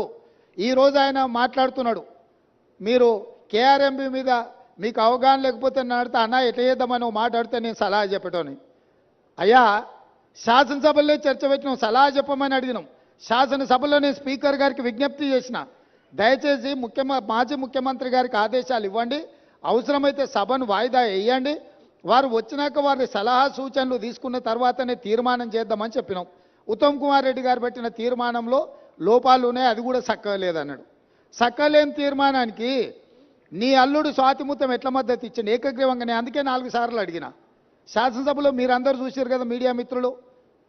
ఉత్తమ్ కుమార్ రెడ్డి గారు ఈ ప్రాతిపదికన తీర్మానాలు పెట్టినరు. దీనికి టీఆర్ఎస్ పార్టీ వైఖరి ఏందో స్పష్టంగా చెప్పండి అని అంటే, హరీష్ రావు గారు మాజీ సాగునీటి పారుదల శాఖ మంత్రిగా, కేసీఆర్ కుటుంబ సభ్యుడిగా స్పష్టంగా ఈ తీర్మానానికి సంపూర్ణమైన మద్దతు పలుకుతున్నా అని చెప్పిండు. అప్పుడే నేను లేచి ఏం చెప్పినా, వీళ్ళు మాట్లాడేదానికి ఏం విలువలేదా చంద్రశేఖరరావు, ఇవి విలువలేని మాటలను కొట్టిపడేస్తాడు, ఆయననే యజమాని, ఆయన ఓనర్, ఆయన వచ్చి చెప్తే తప్ప దీంట్లో విషయం లేదని నేను చెప్పిన. ఇవాళ సరిగ్గా నల్గొండలో అదే మాట్లాడండి. ఏం తీర్మానమే? దిక్కుమాలిన తీర్మానం, దాంట్లో ఏమైనా విషయం ఉందా? అదో పనికిమాలిన తీర్మానం, ఆ తీర్మానానికి వీళ్ళందరూ మద్దతు అని. మరి ఒకవేళ తీర్మానంలో లోపాలు ఉంటే మీరు వచ్చి సవరించేది ఉండే.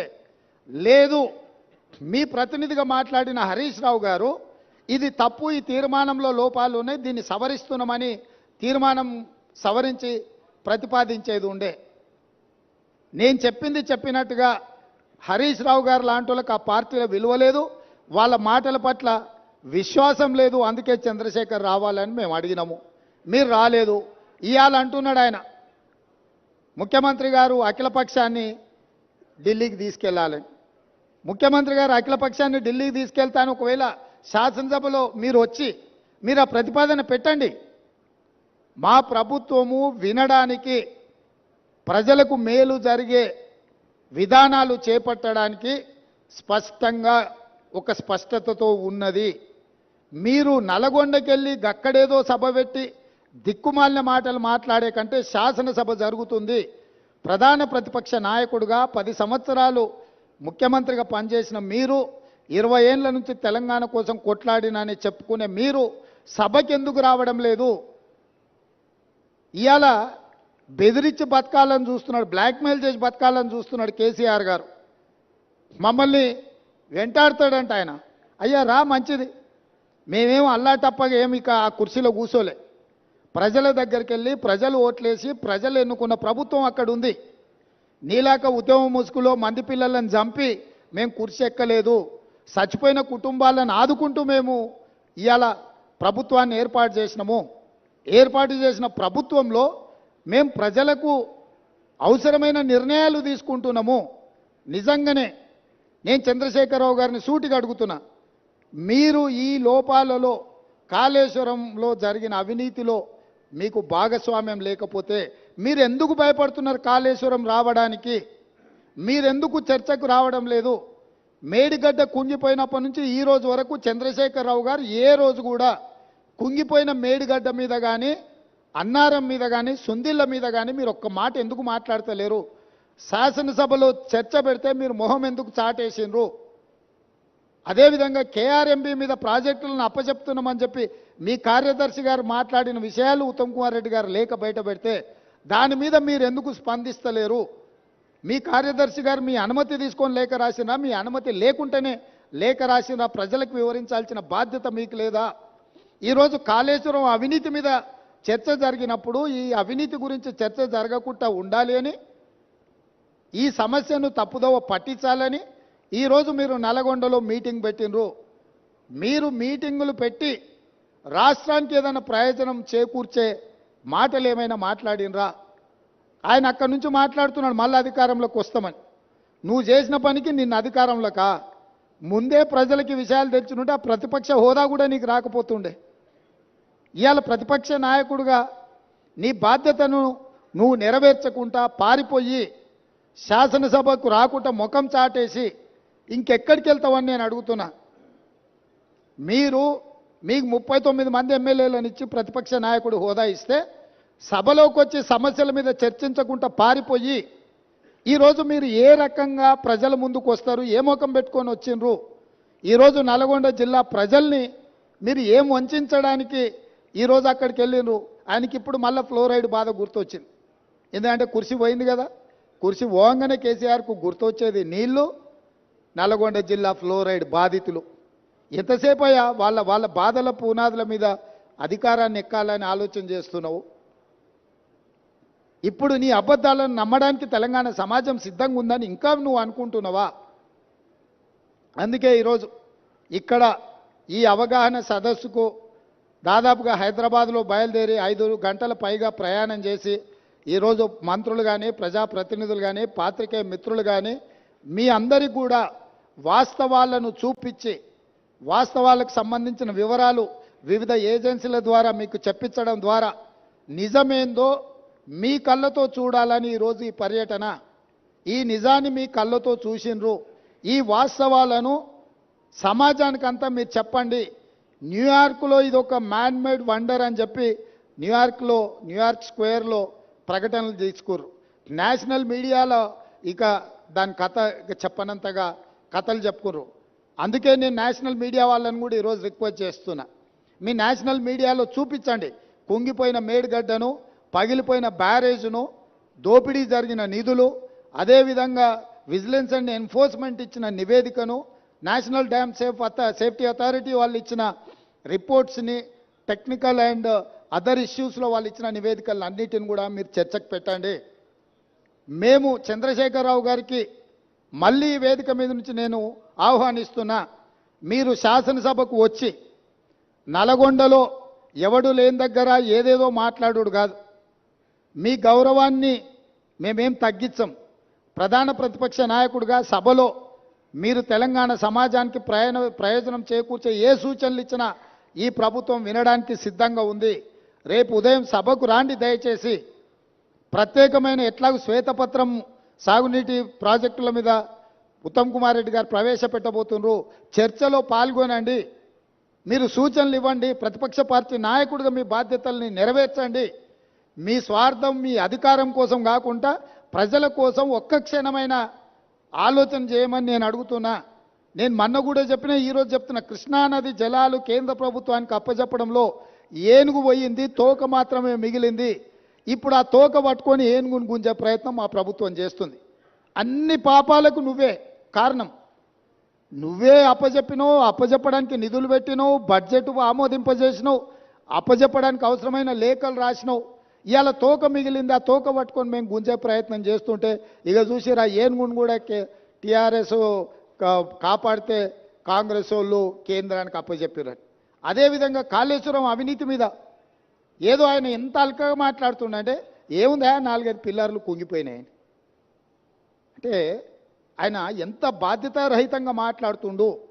ఈ తప్పిదాలల్లా ఆయనకు భాగస్వామ్యం లేకపోతే ఇంత అల్కగా మాట్లాడతాడా? ప్రతిపక్ష నాయకుడిగా ఇదేనా మీ వ్యవహారము?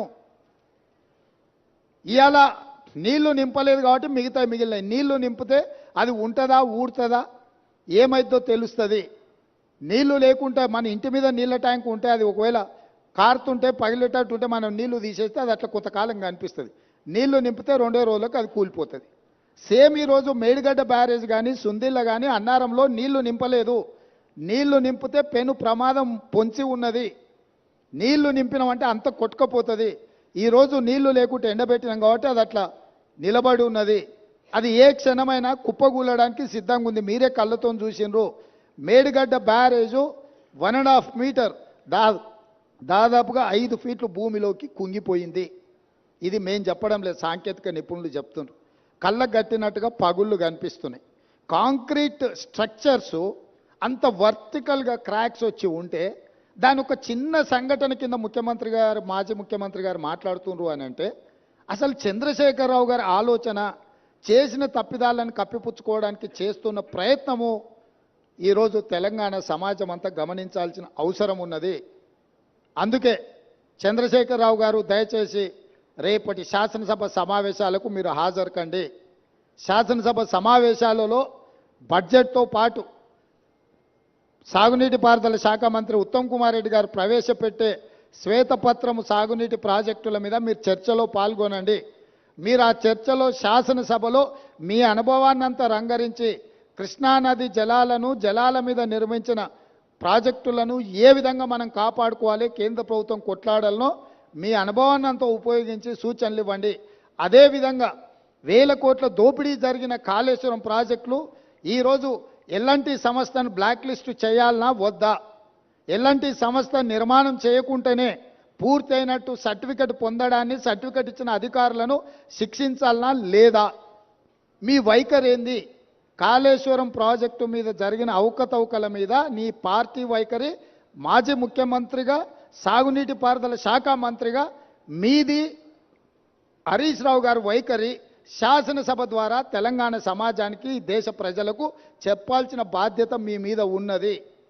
ఈరోజు మీరు నల్గొండలో మాట్లాడిన మాటలు చూస్తే నాకు కాలు ఇరిగిపోయినా, చేత కాకపోయినా, నేను సభకు వచ్చినా, మీకోసం వచ్చినా అని అంటున్నావు. నువ్వు వాళ్ళ కోసం ఎన్నడూ రాలే.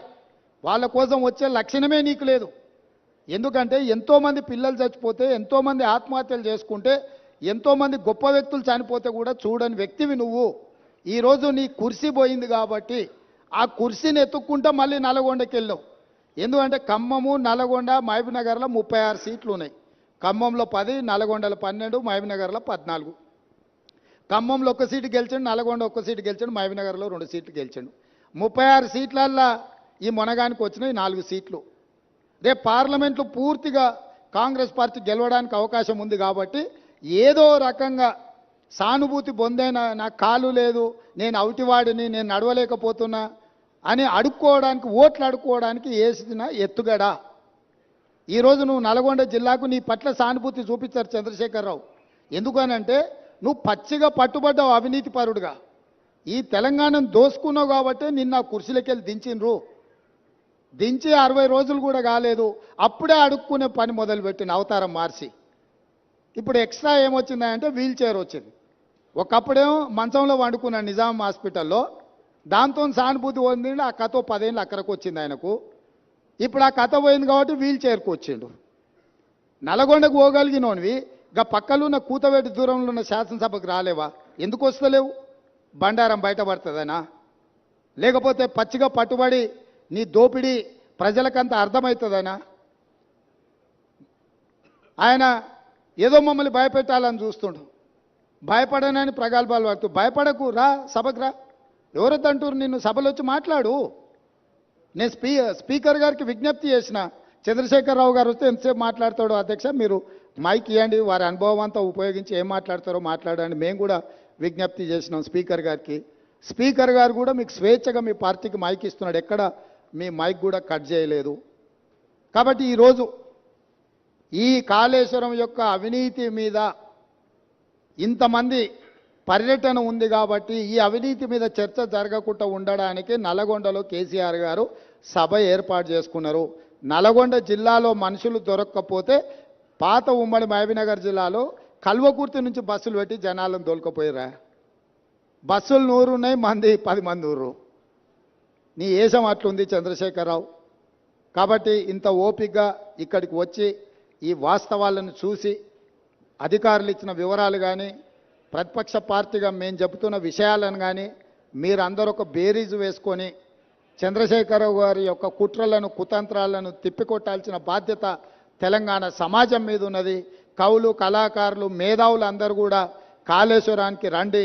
ఒకప్పుడు కాళేశ్వరం ప్రాజెక్టు కట్టినప్పుడు ప్రారంభోత్సవానికి జగన్మోహన్ రెడ్డి గారిని పిలిచిండ్రు, ఫడ్నవీస్ గారిని పిలిచిండ్రు. గ్రామాల నుంచి బస్సులు పెట్టి వేలాది మందిని తరలించండి ఇక్కడికి. మరి ఇవాళ అదే కాళేశ్వరం చూడడానికి ప్రతిపక్షాలను తెస్తే ఒక్క టీఆర్ఎస్ ఆయన కూడా పత్తకలేడు. మీరు అద్భుతం కట్టినప్పుడు ఈ అద్భుతాన్ని చెప్పుకోవడానికి మీకు మంచి అవకాశం కదా. ఈ అద్భుతాన్ని చూడడానికి, చూపించడానికి మీరు రావచ్చు కదా. మర్చిపోయినా, కరెక్టే. పొద్దున వచ్చేటప్పుడు చెప్పినాం, అయ్యా మీకు ఏదైనా ఇబ్బంది ఉంటే హెలికాప్టర్ కూడా ఉన్నది, దాంట్లో రాని, మేము బై రోడ్ పోతున్నాం, మీకోసం హెలికాప్టర్ సిద్ధంగా పెట్టినామని. ఆయన ఇప్పుడు చెప్తున్నాం మేము కూడా పోతాం తర్వాత అని. ఏడుకోతావా? కాళేశ్వరం కాదు, కాశీకి పోవాలి నువ్వు. ఇంకా బిచ్చమెత్తుకోవడానికి ఇంకా నీకు మిగిలింది అది ఒకటే. కాశీకి పోయి సన్యాసం పుచ్చుకోవాల్సిందే చంద్రశేఖరరావు నువ్వు. సరే, ఇక ఆయన చీకటి మిత్రుడు. బీజేపీ వాళ్ళు కూడా ఎవరు రాలే ఇప్పటి వరకు. కేసీఆర్ అవినీతి మీద గొప్ప గొప్ప మాటలు మాట్లాడిన కిషన్ రెడ్డి గారు వాళ్ళ ఎమ్మెల్యేలు రాకుండా అడ్డుకున్నాడు. మీరు పొత్తు పెట్టుకుంటే పొత్తు పెట్టుకోండి, ఎవరొద్దన్నారు? ఎన్ని రోజులు చీకట్లో పొత్తు పెట్టుకుంటారు? రాబోయే పార్లమెంట్ ఎన్నికలలో మీ పొత్తు సంగతి ప్రజలకు ఎట్లాగో చెప్పాల్సే వస్తుంది. ఈరోజు ఎంతసేపు ఉన్నా జ్యుడిషియల్ ఎంక్వైరీ వద్దు, మా చేతికి రాని. ఎందుకంటే మీ చేతికి ఇస్తే మీరు వాళ్ళు కలిసి కూర్చొని మాట్లాడుకుంటారు చీకట్లో. బీజేపీ వాళ్ళు వస్తారని మేము ఆశించినాం. ఎందుకంటే ఇంతకాలం కేసీఆర్ అవినీతి మీద సిబిఐ కేసులు అప్పచెప్పారు, కేసీఆర్ అవినీతిని తేల్చాలి అని అన్నారు. మరి కేసీఆర్ అవినీతిని తేల్చే అవకాశం వస్తే బీజేపీ ఎమ్మెల్యేలు ఎందుకు రాలేదు? సిపిఐ వచ్చింది, ఎంఐఎం వచ్చింది, బీజేపీ వాళ్ళు ఎందుకు రాలే?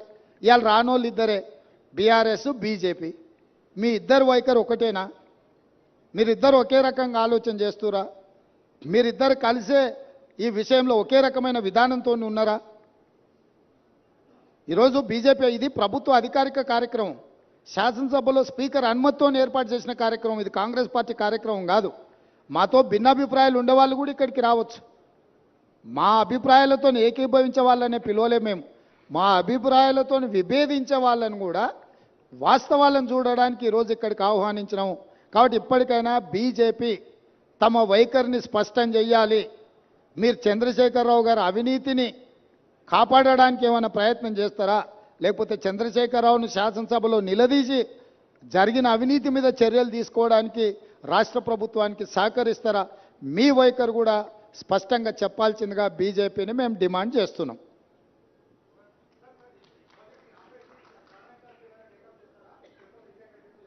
రాహుల్ గారు, ఈరోజు ఈ జరిగిన అవినీతి అక్రమాల మీద మీ అందరికి అవగాహన కల్పించడానికే మీరు చెప్పే విషయాలను అన్నిటిని కూడా ప్రభుత్వంలో చర్చించి మళ్ళీ తప్పకుండా వెనక్కి చెప్తాం.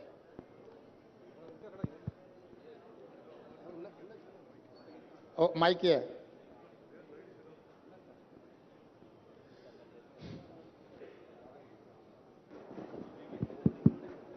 మేడిగడ్డ బ్యారేజ్ అనేది 94,000 కోట్లు ఖర్చు పెట్టారు ఇప్పటిదాకా. అయితే మీరు 3,000 కోట్లతో ఖర్చు పెట్టిన ఒక మేడిగడ్డకు మాత్రమే పరిమితమయ్యారు. మొత్తం కలిపి కాళేశ్వరం కుంభకోణం 94,000 కోట్లు 94,000 కోట్లకు సంబంధించింది. అయితే పక్కన ఉన్న Kannepalli pump house, Annaram pump హౌజులు పోయిన సంవత్సరం మునిగిపోయినాయి 2022లో. అయితే అవి మొత్తం కలిపి దాదాపు 15,000 కోట్లు. కేవలం 3,000 కోట్ల దాని మీద కాన్సన్ట్రేషన్ చేశారు. 15,000 కోట్లు మీ పక్కనే ఉన్నాయి. దాని మీద ఎందుకు దృష్టి సారిస్తలేరు? మీరు ఇప్పుడు మేము పర్యటనకి ఇది ఒకటే వచ్చిన విచారణలో మీరు చెప్పేటు అన్ని విషయాలు ఉన్నాయి. కాబట్టి దీంట్లో ఒక మేడిగడ్డకే పరిమితమైన విచారణ కాదు. మేడిగడ్డ, అన్నారం వీటికి సంబంధించిందో 3 బ్యారేజ్లను కూడా కేంద్ర ప్రభుత్వం చట్టం ద్వారా ఏర్పాటు చేసిన NDSAకు లెటర్ రాసి వీటన్నిటిని కూడా పరిశీలించి నివేదిక ఇవ్వమని మేము లేఖ రాయడం జరుగుతుంది. ఈ ప్రభుత్వం ఎక్కడ తప్పిదాలు జరిగినా కూడా అన్ని తప్పిదాల మీద చర్య తీసుకోవడానికి సిద్ధంగా ఉంది. సార్ ఇప్పుడు ఒకవైపు ఒకవైపు విచారణ చేస్తామని చెప్తున్నారు. సిట్టింగ్ జడ్జితో విచారణ అన్నారు. హైకోర్టు జడ్జి మీకు సిట్టింగ్ జడ్జిని ఇవ్వలేము, రిటైర్డ్ జడ్జితో విచారణ చేస్తామన్నారు. ఆ విచారణ ఎప్పుడు కొనసాగుతుంది? ఉత్తమ్ గారి ఇంతకుముందు ఒక క్రిమినల్ ప్రాసిక్యూషన్ కూడా చేస్తామన్నారు. రెండో విషయం భాషకు సంబంధించినటువంటి విషయం. మీరు మొన్న మాట్లాడినటువంటి దానికి బీఆర్ఎస్ వాళ్ళంతా అభ్యంతరం చెప్పారు. ఇవాళ కేసీఆర్ కూడా సన్నాసులు, దద్దమ్మలు అనే భాషను ఎత్తుకున్నారు. దాన్ని ఎట్లా చూస్తారు? ఇప్పుడు భాష మీద మనం ఎంత తక్కువ మాట్లాడుకుంటే అంత మంచిది.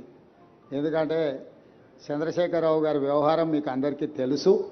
ఇప్పుడు ఆయన సందర్భాన్ని తప్పుదోవ పట్టించడానికి ఏదో ప్రయత్నాలు చేస్తుండు.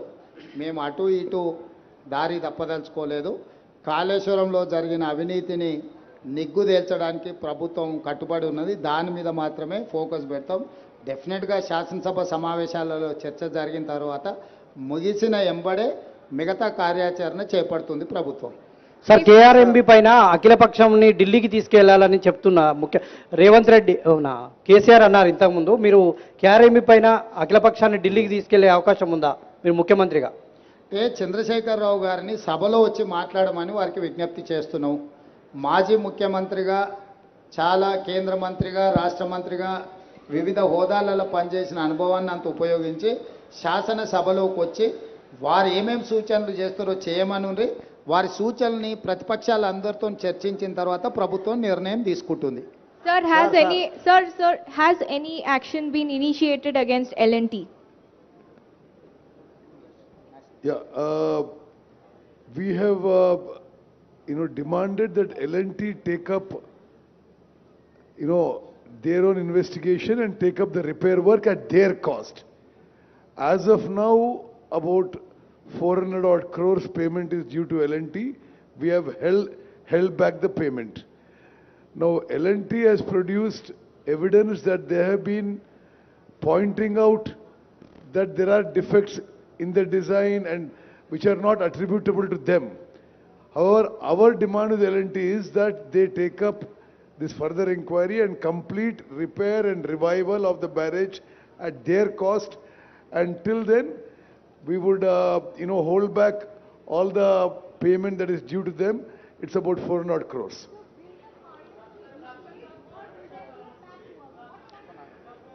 See, at this stage, I cannot comment on this.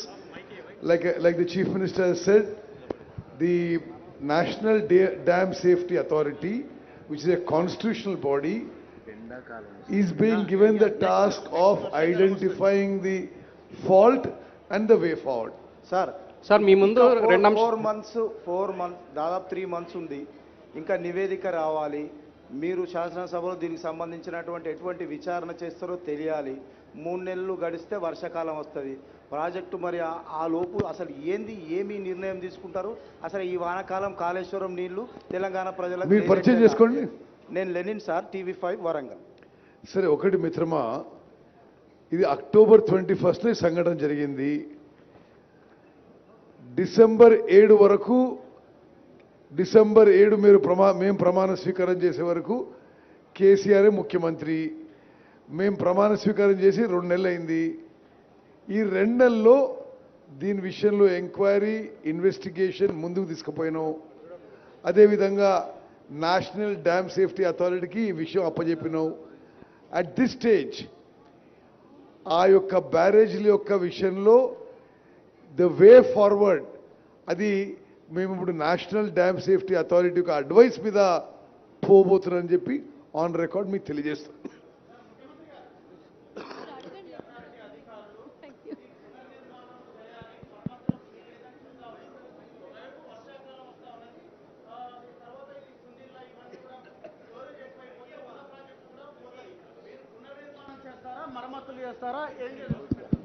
ఇప్పుడే మంత్రి గారు చెప్పిండ్రు సాంకేతిక నిపుణులు ఇచ్చే నివేదికల ఆధారంగా ప్రభుత్వం చర్యలు ఉంటాయని.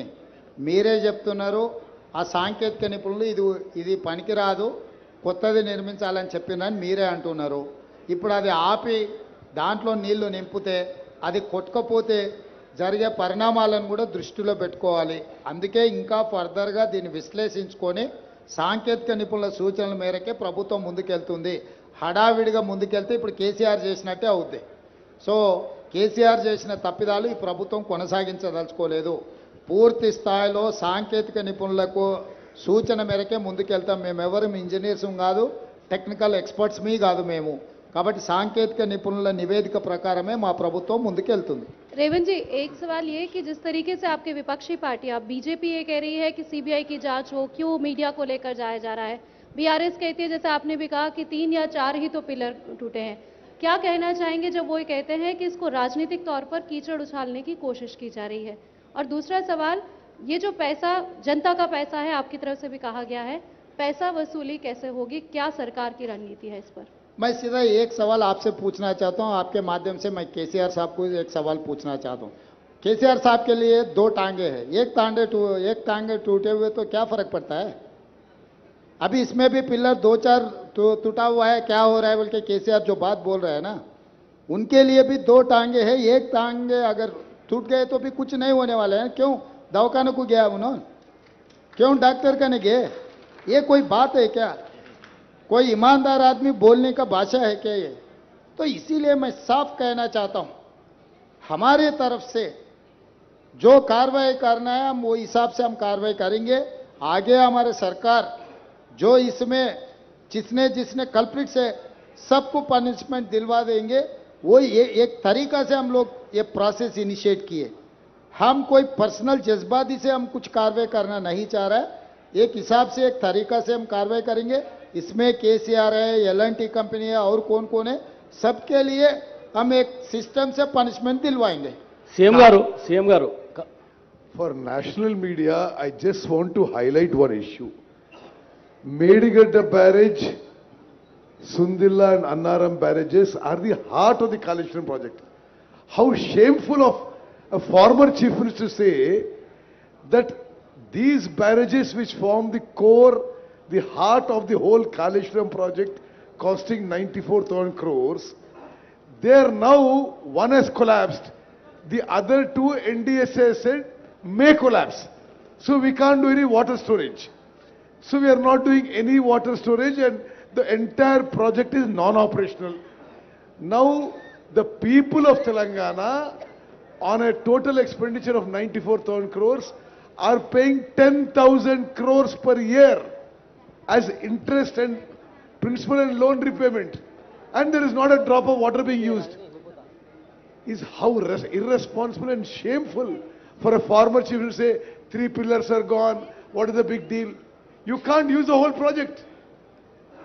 And how much of loss for the people of Telangana? No water, and you're paying 10,000 crores a year on this debt repayment. CM గారు కేంద్ర ప్రభుత్వము సిబిఐ ఎంక్వైరీకి లేఖ రాసింది. రాష్ట్ర ప్రభుత్వము గతంలో ఉన్న సీఎం గారు ఏమీ చెప్పలేరు. ఇప్పుడు రేవంత్ రెడ్డి గారు అంటే ఇప్పుడు ప్రభుత్వం కూడా ఏం డిమాండ్ చేయట్లేదు అనేది ఇంతకుముందు కిషన్ రెడ్డి గారు అన్నారు. దీనిపైన మీ స్పందన? ఇక ఆయన అతి తెలివితేటలకు నిదర్శనము. మేము ఆల్రెడీ జ్యుడిషియల్ ఎంక్వైరీకి ఇనిషియేట్ చేసినాం, క్యాబినెట్లో రెజల్యూషన్ పాస్ చేసినాం, అసెంబ్లీలో రెజల్యూషన్ పాస్ చేసినాం, సిట్టింగ్ జడ్జి కోసం అడిగినాము. సిబిఐ కంటే కూడా ఉన్నతమైన న్యాయ విచారణకు ఆదేశించినాము. ఎంతసేపు నా సిబిఐకి ఇస్తే ఆ కళ్ళెం మా చేతులకు వస్తుంది, కళ్ళెం మా చేతులుంటే కేసీఆర్ దగ్గర కొంత గిల్లుకోవచ్చు అనే ధ్యాస తప్ప జ్యుడిషియల్ ఎంక్వైరీ ఇచ్చి ఆర్డర్ చేసినందుకు వారికి ఉన్న కేంద్ర ప్రభుత్వం నుంచి కూడా ఒక లేఖ రాసి సిట్టింగ్ జడ్జిని కేటాయించడానికి సహకరించకుండా జ్యుడిషియల్ ఎంక్వైరీనే తప్పుపడుతున్నాడు కిషన్ రెడ్డి గారు లేకపోతే బీజేపీ వాళ్ళు. అంటే వాళ్ళకి జ్యుడిషియల్ ఎంక్వైరీ మీద న్యాయమూర్తుల మీద నమ్మకం లేదా? మేమేమో మా స్టేట్ గవర్నమెంట్లో ఉండే విచారణ సంస్థలతో విచారణ చేయిస్తామని మేము చెప్పలేదు. మేము న్యాయస్థానం ద్వారానే విచారణ చేయిస్తామని చెప్పినాము. బీజేపీ వాళ్లకు న్యాయస్థానం మీద నమ్మకం లేదు, సిబిఐ విచారణ అడుగుతుండ్రా. Point number 1. 10 సంవత్సరాలు మీరే 5 ఏళ్ళు మీరు కేంద్ర మంత్రిగా ఉన్నారు, 10 ఏళ్ళు మోడీ గారు ప్రధానమంత్రిగా ఉన్నారు. ఈ 10 సంవత్సరాలలో ఏ కేసులో కూడా సిబిఐ విచారణ కానీ, ఈడీ విచారణ కానీ, ఇన్కమ్ ట్యాక్స్ విచారణ కానీ గత ప్రభుత్వానికి వ్యతిరేకంగా మీరు చేపట్టలేదు. ఈరోజు కాంగ్రెస్ పార్టీ మాకు లేఖ రాయలేదు, కేసీఆర్ జుట్టు కాంగ్రెస్ మా చేతికి అందించలేదు. ఇవన్నీ కూడా వింటుంటే కిషన్ రెడ్డి గారి పట్ల జాలి కలుగుతుంది. ఈరోజు ఎందుకు ఎమ్మెల్యేలను పంపించలేదు? వారు నాకు తెలిసి వరంగల్లోనే ఉన్నట్టున్నారు. సగం దూరం ఆల్రెడీ వచ్చిండు, ఇక కొంచెంకంత దూరం వస్తే కాళేశ్వరం చూసిటోడు కదా. ఎందుకు రావడం లేదు? వాళ్ళ అవినీతిని బట్టబయలు చేద్దాము, అవినీతి పరుల బండారం బయట పెడదామని ప్రభుత్వం పిలిచింది. ఇప్పుడు ప్రధానమంత్రిగా నరేంద్ర మోడీ గారు సమావేశానికి పిలిస్తే మేము వెళ్తలేమా? నరేంద్ర మోడీ గారి దగ్గర జలశక్తి మంత్రి దగ్గరికి నేను ఉత్తమ్ కుమార్ రెడ్డి గారు వెళ్ళి ప్రభుత్వం చర్చలు చేపట్టలేదా? మేము పోయి నివేదికలు ఇవ్వలేదా? ఈరోజు రాష్ట్ర ప్రభుత్వంతో కలిసి రావడానికి మీకున్న సమస్య ఏంది? కేసీఆర్ అవినీతి బండారం బయట పెట్టడానికి ఈ కాళేశ్వరం పర్యటన, మేడిగడ్డ సందర్శన చాలా కీలకం. ఎందుకు రాలేదో ప్రజలకు ముందు కిషన్ రెడ్డి గారిని జవాబు చెప్పమన్నారు.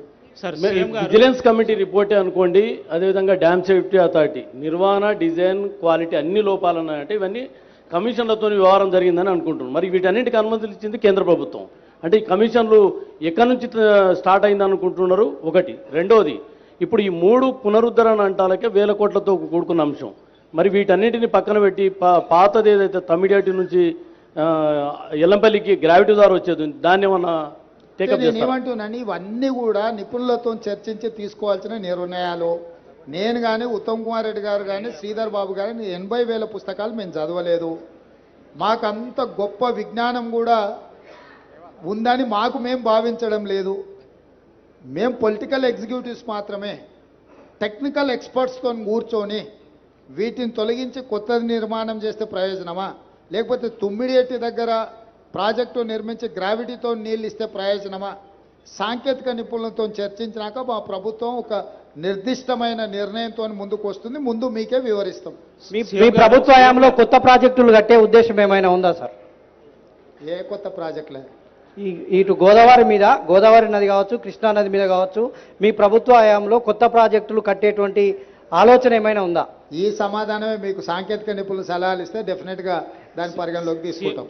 Sir, I just want to ask, the Vigilance and Enforcement has given a scathing report. They said that there has been payments given, without even checking the completion and giving completion certificates. Now there is errors on the official side.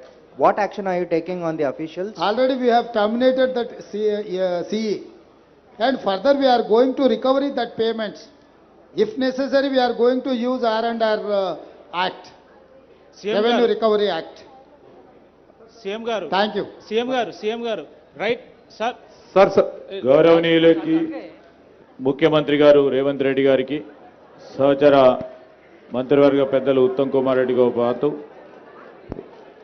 గౌరవ శాసనసభ్యులు, గౌరవ శాసన మండలి సభ్యులు, పాత్రికేయ మిత్రులు, అధికారులకి అందరికీ కూడా హృదయపూర్వకంగా ఈరోజు ఇక్కడికి వచ్చినందుకు కృతజ్ఞతలు తెలియజేస్తాను.